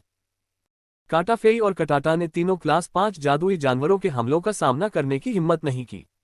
वे दोनों जानते थे कि वे निश्चित रूप से तीनों जादुई जानवरों में से किसी के भी प्रतिद्वंद्वी नहीं थे, और इसलिए अगर वे आमने सामने जाने की कोशिश करते तो उनके लिए जीतना बिल्कुल भी संभव नहीं था। यह उनकी संत शक्ति को भी तेजी से खत्म कर देगा और बच निकलना मुश्किल बना देगा। वे बस इतना करना चाहते थे कि समय के लिए रुके और जादुई जानवरों का ध्यान आकर्षित करें। यह वह क्षण था जब जियान चेन आखिरकार अपनी आंखों में भयंकर क्रोध के साथ जलता हुआ आया था। गोल्डन फर टाइगर किंग के सुनहरे अयाल को घूरते हुए उसकी लाइट विंड स्वॉर्ड की चमक नीले और बैंगनी चमक के संबंध में बढ़ने लगी, लेकिन तलवार आत्माओं की उपस्थिति अभी तक प्रकट नहीं हुई थी। किसी ने भी ये देखने की उम्मीद नहीं की होगी कि जियान चेन की तलवार पर नीले और बैंगनी चमक में भयानक मात्रा में शक्ति थी। धुंधलेपन में गायब होते हुए जियान चेन गोल्डन फर टाइगर किंग की ओर उड़ गया, जो काटाफेई पर हमला करने के लिए तैयार था। उसकी आंखें गोल्डन फर टाइगर किंग के गले पर टिकी थीं और उसकी लाइट विंड स्वॉर्ड नीली और बैंगनी रोशनी से जगमगा उठी और जादुई जानवर की ओर उड़ गई। हालांकि उसने जियान चेन के हमले को भांप लिया था, लेकिन क्लास 5 के जादुई जानवर के पास कुछ जन्मजात ज्ञान था जो उसे बताता था कि जियान चेन सिर्फ महान संत मास्टर स्तर पर था। गोल्डन फर टाइगर किंग के लिए जियान चेन सिर्फ एक चींटी से ज्यादा कुछ नहीं था, इसलिए उसे उसकी परवाह नहीं थी।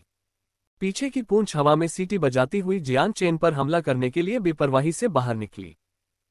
पूंछ में अविश्वसनीय रूप से बड़ी शक्ति थी और यहां तक कि एक महान संत गुरु के खिलाफ भी अगर इस पूंछ से संत हथियार टकराता तो वह निश्चित रूप से टूट जाता। अचानक गोल्डन फर टाइगर किंग की पूंछ ने प्रकाश की नीली और बैंगनी चमक की परत को छुआ और आसानी से 2 टुकड़ों में कट गई।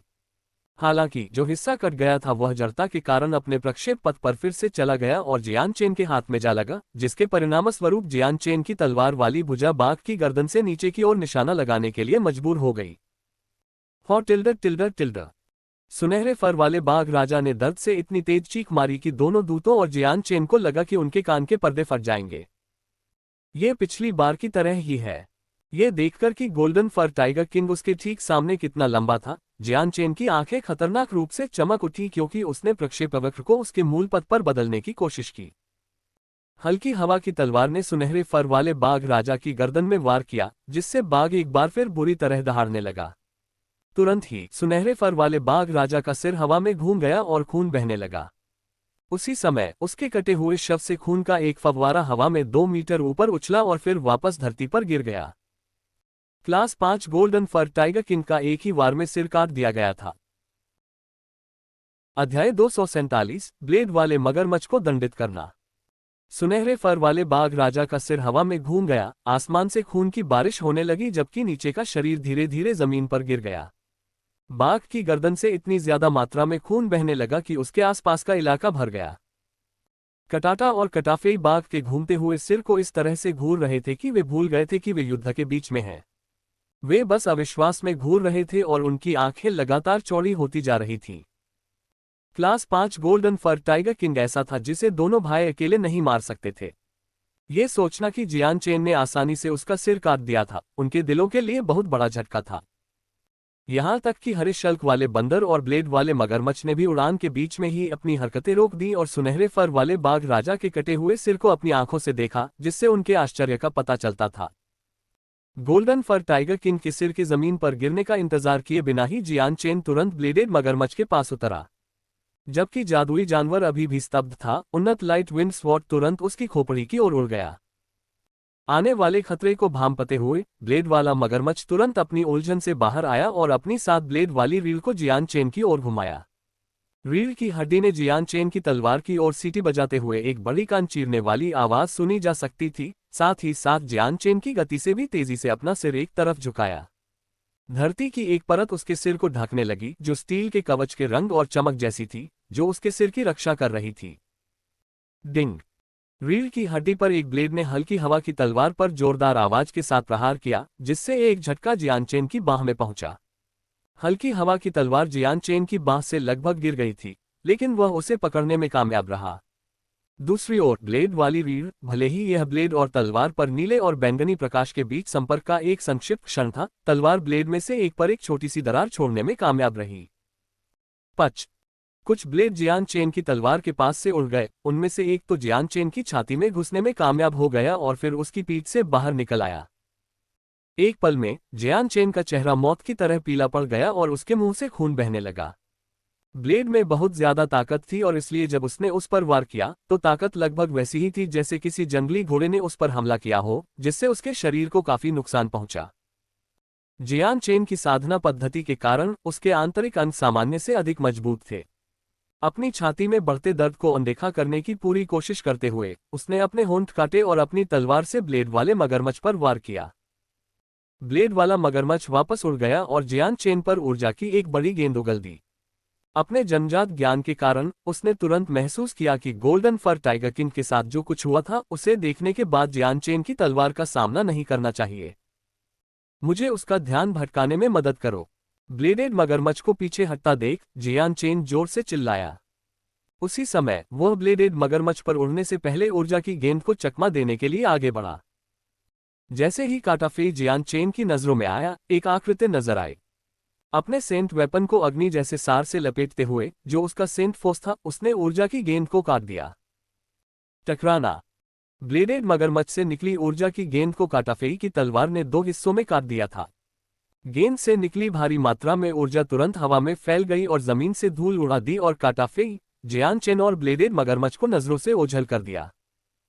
काटाफेई ने अपने अग्नि जैसे तत्व की रोशनी से अपने आसपास की हवा को भर दिया और वह बहुत तेज गति से आगे बढ़ रहा था। हालांकि धूल ने उसकी दृश्यता को पूरी तरह से बाधित कर दिया था, लेकिन इसने उसकी हरकतों को बाधित नहीं किया। कभी कभी ज्वाला जैसी रोशनी चमक उठती थी। जब काटाफेई अपनी तलवार को पूरी ताकत से घुमाता था तो उसकी तलवार के चारों ओर की धूल उसकी अग्निसंत शक्ति के कारण वाष्पित हो जाती थी। जैसे ही धूल हटी, जियान चेन केवल ये देख पाया कि काटाफेई ने ब्लेडेड मगरमच्छ के शरीर को हवा में उड़ा दिया। उसका शरीर इतना बड़ा था कि वह आकाश के एक बड़े हिस्से को कवर करने में कामयाब रहा, जबकि उसके शरीर की सुरक्षा 2 हिस्सों में बंट गई थी और खून बह रहा था। आंखों से ओझल होकर जियान चेन तेजी से हवा में उड़ गया। इससे पहले कि ब्लेड वाला मगरमच्छ जमीन पर वापस गिर पाता, जियान चेन की हल्की हवा वाली तलवार एक नीली और बैंगनी रोशनी के साथ चमक उठी और उसने अविश्वसनीय रूप से तेज गति से उसकी खोपड़ी पर वार किया। दर्शकों को केवल ब्लेडेड मगरमच्छ को हवा में उड़ते हुए देखना था, उसका खून हवा में बह रहा था, और फिर जियान चेन कहीं से आया और उसके सिर को जमीन के मांस में बदल दिया। नीले और बैंगनी चमक के साथ ब्लेडेड मगरमच्छ की सुरक्षा टोफू से ज्यादा कुछ नहीं थी और ये तुरंत लाइट विंड स्वॉर्ड के सामने झुक गया। ब्लेडेड मगरमच्छ का विशालकाय शरीर आखिरकार बिना हिले डुले जमीन पर गिर गया। उसका अपना सिर कई टुकड़ों में अलग हो गया था क्योंकि उसके सिर पर तलवार के कई घावों से खून और दिमाग का पदार्थ बाहर निकलने लगा था। धमाका। कुछ ही दूरी पर कटाटा को ग्रीन स्केल्ड ऐप ने मारा था, जिसके कारण वह खून उगलते हुए हवा में एक तेज गोली की तरह पीछे की ओर उड़ गया था। हरे रंग का शल्क वाला बंदर अपनी आंखों में एक अशुभ चमक के साथ बिखरे हुए ब्लेड वाले मगरमच्छ को देखने के लिए मुड़ा। अपना सिर आसमान की ओर घुमाते हुए उसने दुख की दहाड़ लगाई और फिर जियान चेन पर झपटने के लिए 30 मीटर लंबे पेड़ को पकड़ लिया। जियान चेन ने हिलने की जहमत नहीं उठाए, बल्कि लाइट विंड स्वॉर्ड ने उस क्षेत्र को रोशनी की एक चमकदार चमक से ढक दिया और तुरंत पेड़ को लकड़ी के टुकड़ों में काट दिया। तुरंत जियान चेन ने ग्रीन स्केल्ड ऐप पर अपनी लाइट विंड स्वॉर्ड से हमला किया और उसके गले पर निशाना साधा। गुस्से से चिल्लाते हुए हरे शल्क वाले बंदर ने जियान चेन को दूर भगाने के लिए अपने पैर से वार किया। उफ! जियान चेन ने एक और मुंह से खून थूका क्योंकि वह लात के कारण पीछे की ओर उड़ गया था। जब वह अपनी प्रारंभिक स्थिति से 30 मीटर दूर जमीन से उठा तो उसका चेहरा पीला पड़ गया। बंदर की लात के पीछे बिल्कुल अकल्पनीय रूप से मजबूत बल के कारण उसकी छाती एक भयानक तरीके से धंस गई थी।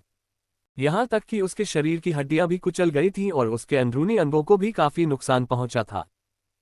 हरे रंग के शल्क वाले बंदर ने जियान चेन को मौत की निगाह से घूरा और फिर सीधे उस पर टूट पड़ा। हर कदम के साथ जमीन कांप रही थी और यह बता रही थी कि यह जानवर कितना ताकतवर था। इस समय ज्वाला जैसी सार वाली तलवार क्यूई की एक तीव्र मात्रा ग्रीन स्केल्ड ऐप पर उड़ी।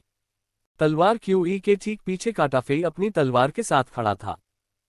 लाल तलवार क्यूई को देखे बिना ही हरे रंग के स्केल वाले बंदर ने तलवार क्यूई की तरह लॉ को दूर भगा दिया और उसे शून्य में विलीन होने के लिए मजबूर कर दिया। जिस तरह से जियान चेन ने लगभग अकेले ही 2 क्लास 5 जादुई जानवरों को मार डाला था, उसके कारण हरे रंग के स्केल वाले बंदर को सबसे ज्यादा उस पर ध्यान केंद्रित करने के लिए मजबूर होना पड़ा। दूर से देखने पर काटाफेई का चेहरा सख्त हो गया। जियान चेन को उठने के लिए संघर्ष करते देख उसका चेहरा पीला पड़ गया क्योंकि उसे एहसास हुआ कि ग्रीन स्केल्ड ऐप कुछ ही समय में उसके पास पहुंच जाएगा। कटाफे ग्रीन स्केल्ड ऐप की ताकत 5वें चक्र के पृथ्वी संत मास्टर जितनी होनी चाहिए। इसकी ताकत आमने सामने होने के लिए बहुत ज्यादा है, इसलिए बस समय के लिए रुकने की कोशिश करो। कटाटा की कमजोर आवाज ने पुकारा। अध्याय 248 बंदर को बुरी तरह घायल करना।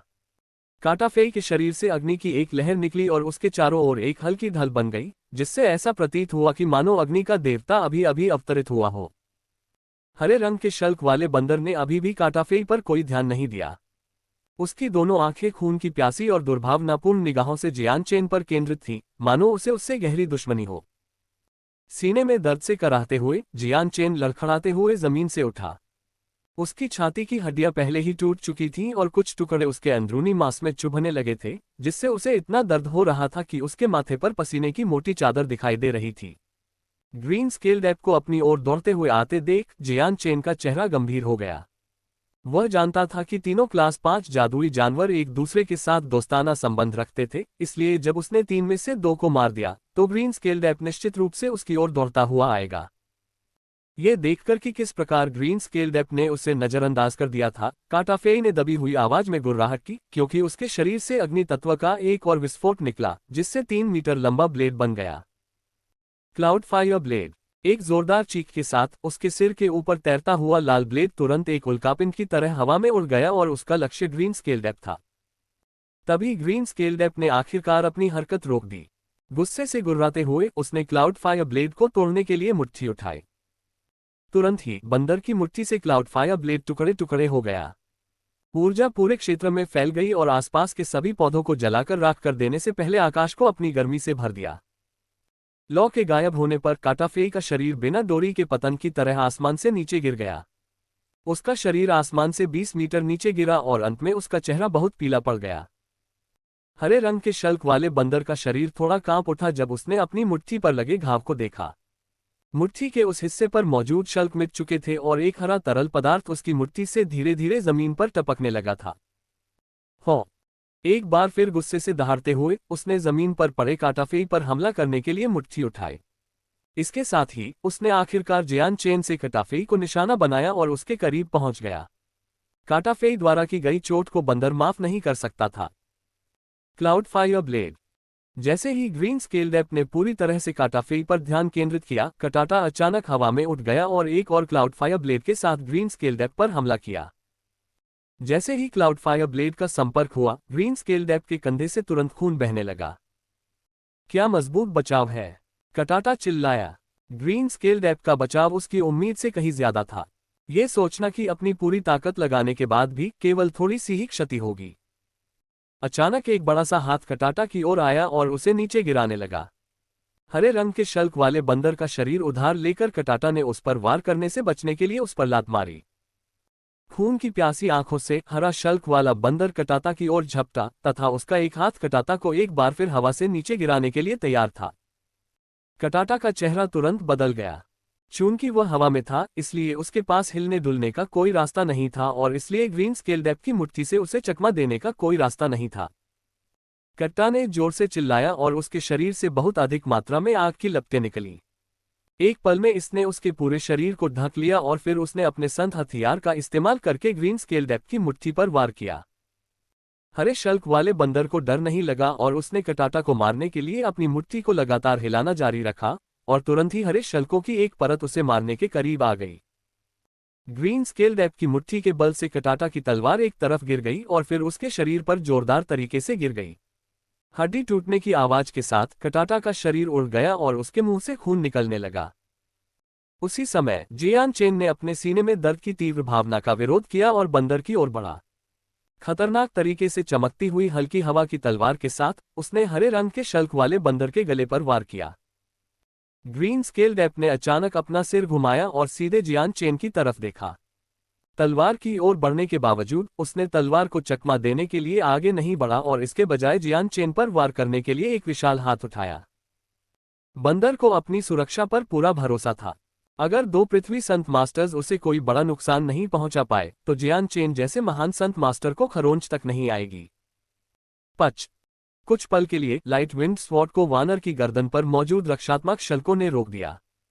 फिर लाइट विंड स्वॉर्ड पर मौजूद नीले और बैंगनी रंग की चमक ने तुरंत शल्कों को ऐसे काट दिया जैसे मक्खन में गर्म चाकू घुसा हो और ब्लेड उसके गले में गहराई तक घुस गया। पापा। लगभग उसी समय ग्रीन स्केल्ड ऐप की हथेली ने जियान चेन की छाती पर अविश्वसनीय मात्रा में जोर से प्रहार किया, जिससे उसके कुछ आंतरिक अंग फट गए। मुट्ठी से दूर उड़ते हुए जियान चेन ने खून की उल्टी शुरू कर दी और उसे अपने शरीर में असहनीय दर्द महसूस हुआ। हो गले पर घातक प्रहार के बाद हरा शल्क वाला बंदर आकाश की ओर क्रोधित होकर चिल्लाया, जिससे उसके चारों ओर मौजूद जादुई जानवरों का समूह अत्यधिक भय से कांप उठा। दूर से सभी भाड़े के सैनिकों ने अपना काम रोक दिया और धीरे धीरे ग्रीन स्केल्ड ऐप की ओर देखने लगे। उनमें से हर एक जानता था कि वेक सिटी को बचाया जा सकता है या नहीं, या वे बच भी सकते हैं या नहीं, यह इस एक लड़ाई पर निर्भर करता है। ये लड़ाई न केवल वेक सिटी के भविष्य को निर्धारित कर रही थी, बल्कि यह भी तय कर रही थी कि वहां मौजूद इंसानों का पूरा समूह जीवित रहेगा या नहीं, या मर जाएगा। हरे रंग का तरल पदार्थ धीरे धीरे ग्रीन स्केल्ड ऐप के गले से एक अंतहीन धारा के रूप में टपक रहा था। धीरे धीरे अपनी जान गंवाने के बावजूद उसकी आंखों में एक दुर्भावनापूर्ण और खतरनाक चमक थी जब वह जियान चेन की ओर बढ़ा।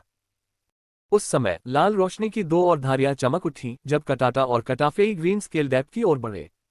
उन दोनों को पता था कि क्या करना है। गोल्डन फर टाइगर किंग और ब्लेडेड मगरमच्छ के मर जाने के बाद वे दोनों वही कर सकते थे जो उन्होंने शुरू में योजना बनाई थी, क्लास 5 मैजिकल बीस्ट को मारना। भाई जियान चेन, जब तक हम ग्रीन स्केल्ड ऐप को रोकते हैं तब तक जानवर को मारने का मौका ढूंढो, कटाटा ने अपनी स्थिति से चिल्लाया। उन दोनों को खुद भारी घाव होने के बावजूद अगर वे साथ मिलकर काम करते तो वे कुछ समय के लिए रोकने में कामयाब हो सकते थे। इसके अलावा ग्रीन स्केल्ड ऐप की गर्दन पर भी गंभीर घाव थे। भले ही वह तुरंत न मरा हो, लेकिन उसकी ताकत निश्चित रूप से पहले से कम होगी। काटाफेई और कटाटा ने ग्रीन स्केल्ड ऐप से लड़ना जारी रखा और समय समय पर उन्हें कम से कम 3 बार पीछे की ओर उड़ा दिया गया।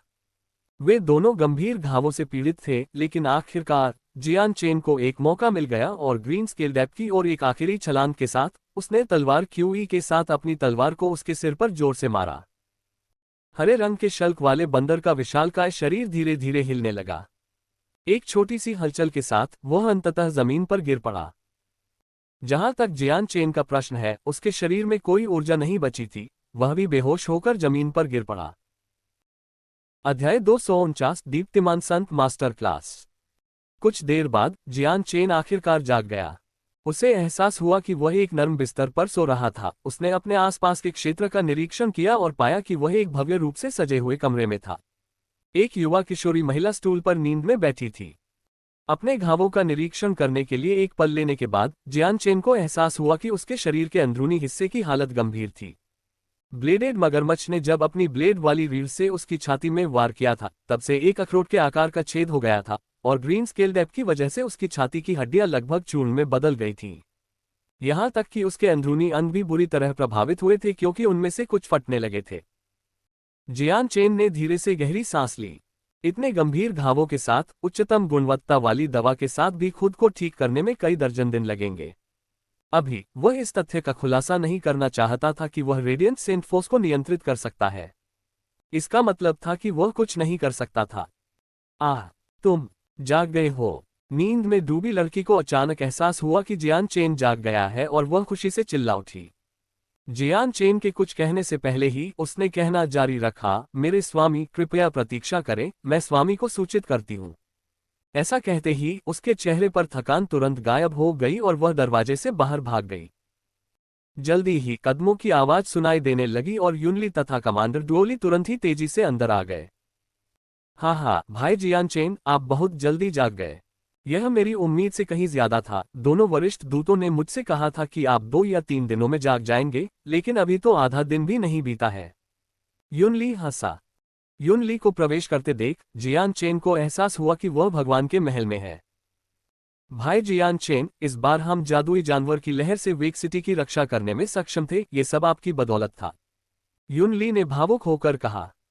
युनली और कमांडर डुओली के शांत चेहरों को देखकर जियान चेन ने पूछा, लॉर्ड युनली, वेक सिटी में स्थिति कैसी दिख रही है? हाँ, भाई जियान चेन, तीनों क्लास 5 जादुई जानवरों के मारे जाने के बाद अन्य जादुई जानवरों ने लड़ने की इच्छा खो दी और सीधे जादुई जानवर पर्वत श्रृंखला में भाग गए। वेक सिटी अब सुरक्षित है। युनली जोर से हंसा और उसके चेहरे पर एक खुशनुमा मुस्कान आ गई। ये सुनकर जियान चेन ने तुरंत राहत की सांस ली। इस प्रकार का परिणाम सबसे अच्छा था। भले ही 3 श्रेणी 5 जादुई जानवर दिखाई दिए थे, लेकिन इस बार हताहतों की संख्या वेक सिटी की स्थापना के बाद से अब तक की सबसे कम है, युनली ने बताया। भाई जियान चेन, अभी आपको बिस्तर पर आराम करना चाहिए। हमने आपको और 2 वरिष्ठ दूतों को ठीक करने में मदद करने के लिए दूसरे शहरों से कुछ संत गुरुओं को पहले ही काम पर रख लिया है, इसलिए जल्दी करने की कोई जरूरत नहीं है। जियान चेन ने बिना कुछ कहे अपना सिर हिला दिया। एक रेडियंट सेंट मास्टर के यहाँ उसके घावों को ठीक करने के लिए उसकी चोटें निश्चित रूप से उसकी अपेक्षा से अधिक तेजी से ठीक हो जाएंगी। युनली ने उससे ज्यादा कुछ नहीं कहा और तुरंत कमरे से बाहर निकल गई। अभी चूंकि वेक सिटी अभी एक बड़ी लड़ाई से गुजरी थी, इसलिए अभी भी कुछ काम बाकी थे जो किए जाने थे। दूसरे दिन युनली एक सफेद वस्त्र पहने आदमी को उस कमरे में ले आया जहां जियान चेन था। भाई जियान चेन, रेडियंट सेंट मास्टर आ गए हैं, कृपया उन्हें अपने घाव भरने दें। इस तरह आपके घाव सबसे तेज गति से भर जाएंगे, युनली ने कहा। स्वस्थ हो रहे जियान चेन ने धीरे धीरे अपनी आंखें खोली और रेडियंट सेंट मास्टर का निरीक्षण किया। वह व्यक्ति 30 साल का लग रहा था और उसने एक सफेद लबादा पहना हुआ था जो उसके कमजोर शरीर को ढंक रहा था। उसके पीछे 2 मजबूत दिखने वाले आदमी थे जो महान संत मास्टर्स की ताकत रखते थे। जिस तरह से वे रेडियंट सेंट मास्टर के पीछे खड़े थे, उससे ऐसा लग रहा था जैसे वे उनके अंगरक्षक हों। सम्मानित रेडियंट सेंट मास्टर, ये व्यक्ति भाई जियान चेन है।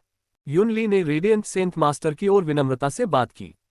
एक रेडियंट सेंट मास्टर के पास एक अनोखी ऊर्जा को नियंत्रित करने की क्षमता थी, जिसने बदले में तियान युआन महाद्वीप के भीतर उनकी स्थिति को काफी राजसी बना दिया। यहां तक कि एक निचले स्तर के रेडियंट सेंट मास्टर की रैंकिंग भी एक पृथ्वी संत मास्टर के समान थी। सफेद वस्त्र पहने दीप्तिमान संत मास्टर ने हल्की मुस्कान के साथ जियान चेन की ओर देखा, तो आप महाराज जियान चेन हैं? वह मैं हूं, आदरणीय दीप्तिमान संत गुरु। युनली के उदाहरण का अनुसरण करते हुए जियान चेन ने दीप्तिमान संत गुरु से सम्मानजनक लहजे में बात की। मैंने अफवाहें सुनी है कि सर जियान चेन ने 3 क्लास 5 जादुई जानवरों को मार डाला। सर जियान चेन की उम्र इतनी कम होने के बावजूद इतनी ताकतवर होना वाकई बहुत चौंकाने वाली उपलब्धि है। रेडियंट सेंट मास्टर मुस्कुराए। सम्मानित रेडियंट सेंट मास्टर, मैं केवल यह मान सकता हूं कि आपने अफवाहों का आधा हिस्सा सुना है। क्या ऐसा हो सकता है कि आपने पृथ्वी संत मास्टर स्तर के 2 दूतों के बारे में नहीं सुना? जियान चेन ने धीरे से कहा। दीप्तिमान संत मास्टर बिना एक भी शब्द बोले केवल मुस्कुरा सकते थे। मरहम लगाने वाले के दोनों हाथ धीरे धीरे उसकी आंखों के बीच बंद हो गए इससे पहले कि उसके हाथों के भीतर से एक चमकदार चमक प्रकट हुई और अंत में एक दूधिया सफेद रंग की गेंद दिखाई दी। दूधिया रंग इतनी चमक में बदल गया कि रेडियंट सेंट मास्टर ने धीरे से इसे जियान चेन की छाती में दबा दिया। तुरंत रेडियंट सेंट फोर्स की गेंद उसकी छाती में गायब हो गई और जल्दी से उसके घावों को ठीक करना शुरू कर दिया। धीरे धीरे अपनी भौहों को सिकोड़ते हुए जियान चेन को एहसास हुआ कि रेडियंट सेंट मास्टर का रेडियंट सेंट फोर्स पर नियंत्रण उतना अच्छा नहीं था जितना उसका था। जब जियान चेन ने इसे नियंत्रित किया तो उसने ऐसा तेज गति से किया और सेंट फोर्स की उसकी गेंद एकाग्रता में और भी समृद्ध थी। उसका निश्चित रूप से उतना सरल और कमजोर नहीं दिखेगा जितना कि इस रेडियंट सेंट मास्टर का था, और उसे खुद को ठीक करने के लिए शायद केवल 6 घंटे की आवश्यकता होगी। रेडियंट सेंट मास्टर द्वारा उसे ठीक करने पर उसे कम से कम 14 घंटे लगेंगे। क्या ये रेडियंट सेंट मास्टर जानबूझकर प्रक्रिया को धीमा करने की कोशिश कर रहा है, या उसकी क्षमता काफी सीमित है? जियान चेन ने चुपके से खुद से कहा। इस समय वह आश्चर्यचकित हुए बिना नहीं रह सका। क्या रेडियंट सेंट फोर्स को नियंत्रित करने की उसकी क्षमता इस रेडियंट सेंट मास्टर से अधिक हो सकती है? 1 घंटे बाद जियान चेन की छाती पर लगी रोशनी धीरे धीरे कम होने लगी। थके हुए रेडियंट सेंट मास्टर ने अपने हाथ वापस खींच लिए और बोले, महाराज जियान चेन, आपकी अंदरूनी चोटें काफी गंभीर हैं। फिलहाल मैं एक बार में आपका पूरा इलाज नहीं कर सकता, मुझे और समय चाहिए। ऐसा कहकर रेडियंट सेंट मास्टर कुछ दूरी पर एक क्रॉस लेग स्थिति में बैठ गए और अपनी इस्तेमाल की गई आत्मा को पुनः प्राप्त करना शुरू कर दिया। उसके बाद अन्य 2 आदमी चुपचाप उसकी रक्षा करने के लिए उसके पास खड़े हो गए। ऐसा लगता है कि इस रेडियंट सेंट मास्टर की क्षमता मेरे जैसी नहीं है। सिर्फ 1 घंटे के बाद वह और अधिक टिक नहीं पाया, जियान चेन ने बड़बड़ाते हुए कहा। देखते ही देखते 2 दिन बीत गए और जियान चेन रेडियंट सेंट फोर्स की दूधिया सफेद चमक से धीरे धीरे ठीक हो रहा था। रेडियंट सेंट मास्टर ने थके हुए हाथों से जियान चेन की छाती पर हाथ रखा। ठीक है महाराज जियान चेन, आपकी सभी आंतरिक चोटें अब ठीक हो गई हैं। दीप्तिमान संत मास्टर मुस्कुराए। बिस्तर से उठते ही जियान चेन ने अपने अंगों को फैलाना शुरू कर दिया। आदरणीय दीप्तिमान संत गुरु, आपकी क्षमता वाकई बहुत गहरी है। जिस बीमारी से उबरने में मुझे कई दिन लग जाते, उसे ठीक होने में मुझे सिर्फ 2 दिन लगे। ये सब आपके उपचार की वजह से हुआ। ये सुनकर रेडियंट सेंट मास्टर के चेहरे पर गर्व का भाव आया और फिर वह विनम्रता से बोला, दुर्भाग्य से मेरी योग्यता में अभी भी काफी कमी है। अगर यह उच्च स्तर का रेडियंट सेंट मास्टर होता तो इस तरह की चोट को ठीक होने में सिर्फ आधा दिन लगता। जियान चेन का दिल धड़क उठा जब उसने सुना, सम्मानित दीप्तिमान संत मास्टर, क्या दीप्तिमान संत मास्टर्स की भी कोई रैंकिंग होती है? स्वाभाविक रूप से रेडियंट सेंट मास्टर ने सिर हिलाया। लड़ाकों की तरह रेडियंट सेंट मास्टर भी रैंक वाले होते हैं। एक निम्न स्तर का रेडियंट सेंट मास्टर केवल छोटी चोटों को ठीक करने में सक्षम होता है, बड़ी चोटों को नहीं। एक उच्च स्तर का रेडियंट सेंट मास्टर अंगों को फिर से उगा सकता है, और कुछ तो किसी को मौत के कगार से या यहां तक कि अतीत से भी वापस ला सकते हैं। तो क्या इन दीप्तिमान संत गुरुओं की शक्ति की श्रेणियां हैं? जियान चेन ने उत्सुकता से पूछना जारी रखा। उपचारक ने हंसते हुए कहा, रेडियंट सेंट मास्टर्स को लड़ाकू संतों की तरह 9 अलग अलग परतों में वर्गीकृत किया जाता है, लेकिन आपके जैसे नामकरण की कोई परंपरा नहीं है। सबसे कम rank first class radiant saint master है और सबसे ऊंची रैंक 9वीं क्लास रेडियंट सेंट मास्टर है। चूंकि एक रेडियंट सेंट मास्टर अपनी आत्मा शक्ति पर निर्भर करता है, इसलिए आगे बढ़ने पर सुधार करना कठिन होता जाता है। जहां तक मुझे पता है, तियान युआन महाद्वीप के भीतर सबसे उच्च स्तर के रेडियंट सेंट मास्टर केवल 6ठी कक्षा में हैं। उस स्तर से आगे के किसी भी व्यक्ति के बारे में केवल किंवदंतियों में ही बात की गई है। तो फिर आदरणीय रेडियंट सेंट मास्टर किस स्तर पर है? एक दीप्तिमान संत मास्टर की साधना लड़ाकू वर्ग के संतों की तुलना में बहुत अधिक कठिन है। आप खुद को बेहतर बनाने के लिए राक्षस कोर का उपयोग करने में सक्षम हैं, लेकिन हम दीप्तिमान संत मास्टर्स अपने शरीर को मजबूत करने के लिए, अपनी आत्मा को बेहतर बनाने के लिए केवल खुद पर भरोसा कर सकते हैं। इसलिए वर्तमान में भले ही मैं 30 वर्षों से साधना कर रहा हूं, मैं केवल 3य श्रेणी के दीप्तिमान संत मास्टर स्तर पर हूं। उस स्पष्टीकरण के साथ जियान चेन को रेडियंट सेंट मास्टर्स के संचालन के बारे में और अधिक विस्तृत समझ मिली। उस आदमी की ताकत को देखते हुए जियान चेन केवल यह अनुमान लगा सकता था कि उसकी खुद की क्षमता 4थी श्रेणी या उससे अधिक होनी चाहिए। उसके बाद वह आदमी कमरे में ज्यादा देर तक नहीं रुका। जल्दी से वह दोनों दूतों को ठीक करने के लिए खुद को तैयार करने चला गया था। पूरी तरह ठीक होने के बाद जियान चेन ने यूनली की हार्दिक इच्छाओं के बावजूद हवेली छोड़ने का फैसला किया। सड़कों पर कई भाड़े के सैनिक अपने चेहरे पर उत्साह के भाव के साथ चलते हुए कक्षा 5 के जादुई जानवरों के बारे में बात कर रहे थे। इस बार अप्रत्याशित रूप से उनमें से 3 थे, इसलिए उस जानकारी ने बहुत रुचि पैदा की थी। मैंने सुना है कि पृथ्वी संत मास्टर वर्ग की शक्ति वाले 2 दूत हमारे वेक सिटी में आए थे। उन 2 दूतों ने निश्चित रूप से 3 वर्ग 5 जादुई जानवरों को मार डाला। ये निश्चित रूप से नहीं हो सकता। मैंने 3 लोगों को क्लास 5 जादुई जानवरों से लड़ते देखा। उनमें से एक तो 20 साल का युवा भी था। उन 3 क्लास 5 जादुई जानवरों को अकेले इस युवा ने मार डाला। मैंने ये निश्चित रूप से अपनी आंखों से देखा है। बुल, तुम्हारी आंखें बूढ़ी हो गई होंगी। एक युवा 3 क्लास 5 जादुई जानवरों को कैसे मार सकता है? यह अविश्वसनीय है। आप सभी को इस पर विश्वास नहीं करना चाहिए। मैं ये कहने की हिम्मत करता हूं कि उन 3 क्लास 5 जादुई जानवरों को 2 दूतों ने मारा था। एक दूत के अलावा हमारे वेक सिटी में कोई भी ऐसा नहीं है जो क्लास 5 जादुई जानवर का सामना कर सके। क्या बकवास है। मैंने खुद देखा कि एक युवक ने हरे रंग के शल्क वाले बंदर के खिलाफ ऊंची उड़ान भरी और फिर अपनी तलवार से उसके सिर पर वार कर दिया। सड़कों पर शोर बढ़ता ही जा रहा था क्योंकि हर कोई कक्षा 5 के जादुई जानवरों के विषय पर बात कर रहा था। ये बातचीत सुनकर जियान चेन अपनी हंसी रोक नहीं सका और वह काय कबीले के परिसर की ओर चल पड़ा। अध्याय 250 2 और क्लास 5 मॉन्स्टर कोर के कब्जे में। काय कबीले के परिसर में पहुंचने पर जियान चेन बिना किसी रोक टोक के गेट से आगे बढ़ गया, जबकि गार्ड उसे सम्मानपूर्वक बुला रहे थे। जियान चेन उस ओर चलता रहा जहां फ्लेम मर्सिनरीज थे। बहुत कम लोग इधर उधर घूम रहे थे और बहुत दूर नहीं, दर्द और पीड़ा की आवाजें जोर से सुनी जा सकती थीं। कप्तान, कप्तान। जिस क्षण उन्होंने जियान चेन को अंदर आते देखा, फ्लेम मर्सिनरीज के कई सदस्य पहले से कहीं अधिक सम्मान के साथ उसका अभिवादन करने के लिए दौड़ पड़े। जादुई जानवरों की लहर के दौरान जियान चेन ने क्लास 4 के कई जादुई जानवरों को मार डाला था जो उन्हें मारने के करीब थे। इस प्रकार उन्होंने फ्लेम मर्सिनरीज के कई सदस्यों की जान बचाई और साथ ही उन लोगों का बदला भी लिया जो मर चुके थे। कप्तान, आप वापस आ गए। किंग फेंग, मो तियान, चारकास, ड्रुओकांग और सेठ सभी तुरंत आंगन के अंदर से जियान चेन का स्वागत करने के लिए आए।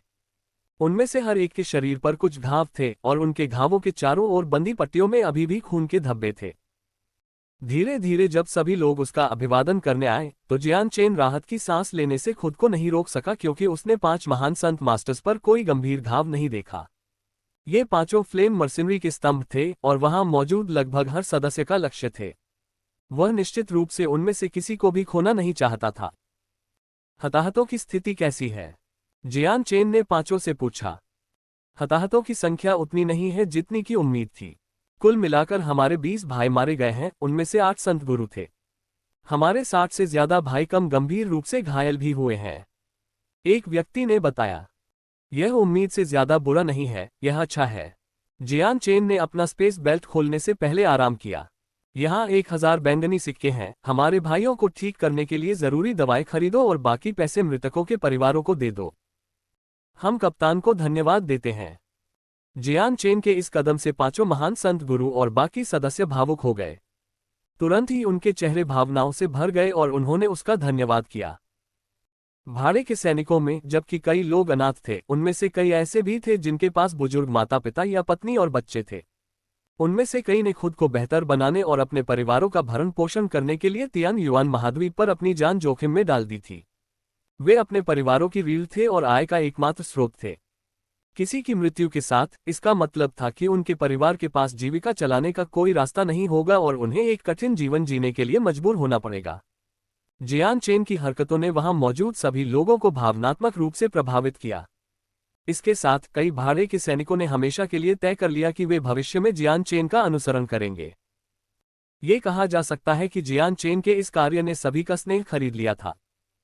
2 दिन बाद युनली और 2 गार्ड काय कबीले में पहुंचे और उस छोटे से प्रांगण में चले गए जहां जियान चेन था। भाई जियान चेन, पिछले 2 दिनों की तैयारी के बाद जादुई जानवर की लहर से राक्षस कोर सभी एकत्र किए गए हैं।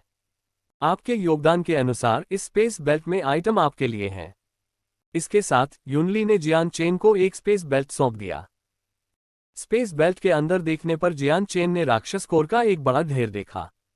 वहां क्लास 4 के राक्षस कोर बहुत थे, लेकिन जिस बात ने जियान चेन को सबसे ज्यादा हैरान किया वह ये था कि वहां 2 क्लास 5 के राक्षस कोर थे।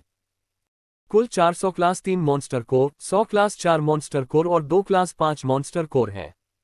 युन ली ने उसे सौंपने के बाद समझाया। भगवान, निश्चित रूप से राक्षस कोर का वितरण मेरे लिए बहुत अधिक है। यहाँ राक्षस कोर का 1/4 वर्ग 4 स्तर का है और यहाँ तक कि 2 वर्ग 5 राक्षस कोर भी हैं। इस प्रकार का वितरण निश्चित रूप से कई लोगों को कड़वाहट देगा। ये कहना भी उचित है कि इन 2 वर्ग 5 राक्षस कोर को 2 वरिष्ठ दूतों को दिया जाना चाहिए। 2 वर्ग 5 राक्षस कोर द्वारा लुभाए जाने के बावजूद जियान चेन जानता था कि उनमें से केवल 3 थे। अगर एक ही व्यक्ति को उनमें से 2 मिल जाते तो दोनों दूत निश्चित रूप से इस तरह के निर्णय से संतुष्ट महसूस नहीं करते। वर्ग 5 राक्षस कोर दुर्लभ खजाने थे और जियान चेन को 2 पृथ्वी संत मास्टर्स को नाराज करने की कोई इच्छा नहीं थी।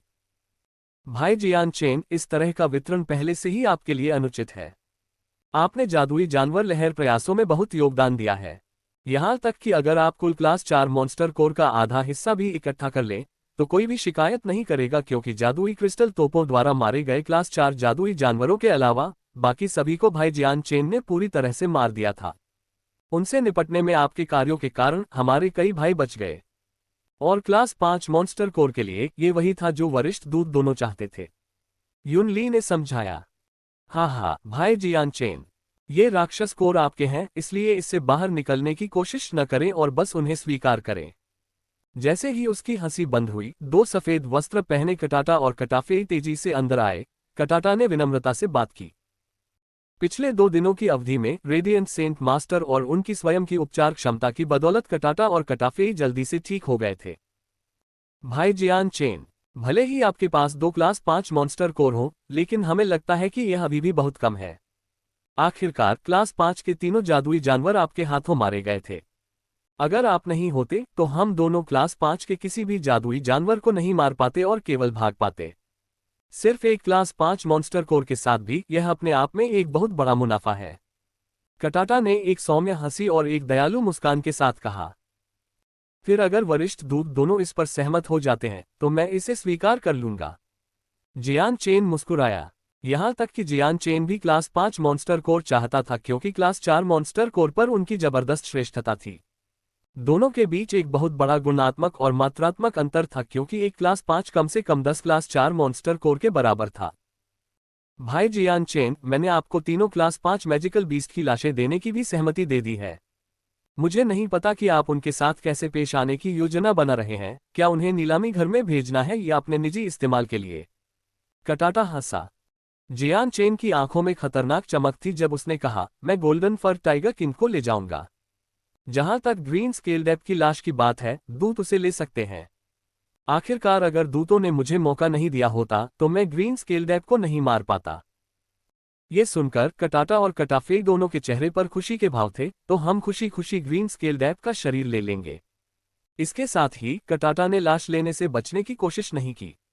ग्रीन स्केल डेप की लाश कुछ ऐसी थी जिसकी उसे चाहत थी और उसने शुरू में पैसे देकर जियान चेन से लाश खरीदने की योजना बनाई थी। हालांकि अब जब जियान चेन ने अप्रत्याशित रूप से उसे लाश दे दी है तो वह इसे खुशी खुशी स्वीकार कर लेगा। तीनों लाशों में से ग्रीन स्केल डेप सबसे उच्च गुणवत्ता वाला था, क्योंकि यह कम से कम 5वें चक्र वर्ग 5 जादुई जानवर था। शक्ति का ये स्तर कटाटा और कटाफे दोनों से अधिक मजबूत था, इसलिए कीमत निश्चित रूप से गोल्डन फर टाइगर किंग और ब्लेडेड मगरमच्छ से अधिक होगी। इसके बाद जियान चेन और कटाटा एक दूसरे से बात करने लगे। कटाटा के चेहरे पर एक बड़ी दयालु मुस्कान थी जो किसी को भी उससे बात करते समय सहज महसूस करा सकती थी। दूसरी ओर कटाफे के चेहरे पर एक बोर्ड जैसी अभिव्यक्ति थी। खाली चेहरे के साथ एक तरफ बैठे वह लगभग एक मूर्ति की तरह था और एक भी शब्द नहीं बोला। भाई जियान चेन, कल कटाफे और मैं वेक सिटी छोड़कर अपने तियानलोंग शहर लौट आएंगे। अगर आप हमारे तियानलोंग शहर से गुजरते हैं तो आपको हमें खोजने के लिए लौट के महल में जाना चाहिए। अगर आपको वहां भी कोई परेशानी आती है तो उन्हें हमारा नाम जरूर बताना। मुझे लगता है कि उसके बाद कोई भी आपके साथ परेशानी मोल लेने की हिम्मत नहीं करेगा। लड़ाई के बाद कटाटा को जियान चेन की ताकत का अच्छा आभास हुआ। उसने चींटियों जैसे कई क्लास 4 जादुई जानवरों को मार डाला था और क्लास 5 गोल्डन फर टाइगर किंग को सिर पर एक ही तलवार के वार से मार डाला था। फिर एक और वार से ब्लेडेड मगरमच्छ का सिर चकनाचूर हो गया और वह मर गया। जिसने भी लड़ाई देखी होगी वह अवाक रह गया होगा। पृथ्वी संत मास्टर होने के बावजूद कटाटा और कटाफेई ने जियान चेन के सामने घमंडी होने की कोशिश करने की हिम्मत नहीं की और इसलिए उन्होंने उसके साथ बराबरी का व्यवहार किया और उसके साथ विनम्र संबंध बनाने की कोशिश की। जरूर, अगर मैं कभी मुसीबत में पड़ूंगा तो मैं आपके शब्दों को याद रखूंगा। जियान चेन ने कृतज्ञता के साथ सम्मानपूर्वक मुस्कुराया। जल्दी ही कटाटा और काटाफेई दोनों आंगन से बाहर चले गए और केवल युनली और जियान चेन ही पीछे रह गए। भाई जियान चेन, क्या आपके पास मेरे लिए कोई और सवाल है? युनली ने विनम्रता से पूछा। लॉर्ड युनली, इस एक काम में मुझे उम्मीद है कि आप मेरी मदद कर सकते हैं। क्या आप मेरे लिए कुछ लोगों को खोजने में सहायता कर सकते हैं? जियान चेन तुरंत काम पर लग गया। हाँ, कोई समस्या नहीं। मुझे नहीं पता कि भाई जियान चेन किसे ढूंढना चाहता है, लेकिन जब तक वे वेक सिटी के भीतर हैं तब तक मैं उन्हें ढूंढने के लिए पूरे शहर को उलट दूंगा। युनली हंसा। इसके बाद जियान चेन ने केंडल और अन्य मृत सदस्यों का नाम और रूप युनली को बताया और फिर कहा, भगवान युनली, क्या आप मेरे लिए उनके परिवारों को ढूंढ पाएंगे? युनली ने अपनी भौहें सिकोड़ते हुए कहा, भाई जियान चेन, इतनी जानकारी बहुत कम है। इस जानकारी से उन्हें ढूंढने की कोशिश करना मुश्किल हो सकता है, लेकिन चिंता मत करो। यह ऐसा मामला है जिसकी मैं व्यक्तिगत रूप से देखरेख करूंगा और पूरे शहर में खोज करूंगा। यह संभव है या नहीं, मैं पता लगाऊंगा। जब तक वे वेक सिटी में हैं तब तक मैं जरूर कुछ करूंगा। जियान चेन ने चुपचाप अपना सिर हिलाया। अभी मैं केवल यही चाहता हूं कि वे वेक सिटी में हों। अन्यथा महाद्वीप इतना विशाल है, मैं उन्हें खोजने कहां जाऊंगा। यह अफसोस की बात है कि अंकल केंडल की त्वरित मृत्यु ने मुझे बहुत कम जानकारी दी। वह मुझे यह नहीं बता पाए कि उनका परिवार कहां है, अन्यथा मुझे इतनी परेशानी नहीं होती। भाई जियान चेन, इस केंडल का आपसे किस तरह का संबंध है? जियान चेन के चेहरे पर अभिव्यक्ति देखकर युनली उत्सुकता से बच नहीं सकी। जियान चेन की अभिव्यक्ति एक पल के लिए गहरी हो गई। अंकल केंडल वह परोपकारी व्यक्ति थे जिन्होंने मेरी जान बचाई थी और वे फ्लेम मर्चेंडरीज के पहले कप्तान भी थे। तो यह ऐसा ही है। युनली ने अचानक बिंदुओं को जोड़ दिया। तुरंत वह जांच शुरू करने के लिए आंगन से बाहर चला गया। दोपहर में फ्लेम मर्सिनरीज का एक सदस्य जियान चेन के आंगन में आया। कप्तान, ब्लेडरेन मर्सिनरीज का कप्तान आपसे मिलना चाहता है। भीतर से जियान चेन ने ध्यान की मुद्रा से अपनी आंखें खोली। उसका क्या उद्देश्य है? ऐसा लगता है कि वह अपनी जान बचाने के लिए आपको धन्यवाद देना चाहता है। भाड़े के सिपाही ने जवाब दिया। उसे बताओ कि कुछ दिन पहले हर कोई एक ही स्थिति में था। मदद तो मिलनी ही चाहिए, इसलिए उसका धन्यवाद अनुचित है। जियान चेन ने समान रूप से उत्तर दिया। हाँ, भाड़े के सिपाही ने तुरंत जाने से पहले जवाब दिया। कुछ ही देर बाद एक और भाड़े का सिपाही जियान चेन के आंगन में आया। कप्तान, युद्ध देवता के भाड़े के सैनिकों का कप्तान आपसे मिलने आया है। उसे बताओ कि मैं अभी भी अपने घावों से उबर रहा हूं और उसका उचित ढंग से स्वागत नहीं कर सकता। हाँ कप्तान, स्टॉर्म मर्चेंडरीज का कप्तान आपसे मिलने आया है। मैं यहां नहीं हूं। कप्तान, ब्लू मर्सिनरीज के उपकप्तान आपसे मिलने आए हैं। मैं यहां नहीं हूं। उसके बाद जियान चेन के दिन शांतिपूर्ण नहीं रहे। अनगिनत भाड़े के कप्तान और कई कुलों के नेता उससे मिलने के लिए लगातार आते रहे। जादुई जानवरों की लहर खत्म हुए अभी 4 दिन बीत चुके थे। इस प्रकार लड़ाई में भाग लेने वाले कई लोगों ने पता लगाया कि वह युवक कौन था जिसने उन्हें बचाया था और साथ ही वह कौन था जिसने 3 वर्ग 5 जादुई जानवरों को मार डाला था। इसलिए अधिक से अधिक लोग आने लगे। आखिरकार जियान चेन की लड़ने की शक्ति एक पृथ्वी संत मास्टर के बराबर थी, इसलिए कई लोगों ने उसके साथ किसी तरह की दोस्ती स्थापित करने की इच्छा जताई थी। जियान चेन को बहुत पहले ही उनके इरादे का अंदाजा हो गया था, इसलिए उसने दरवाजे बंद कर लिए और किसी से भी मिलने से इनकार कर दिया, अन्यथा उसके हाथों में बहुत बड़ी गंदगी हो जाती।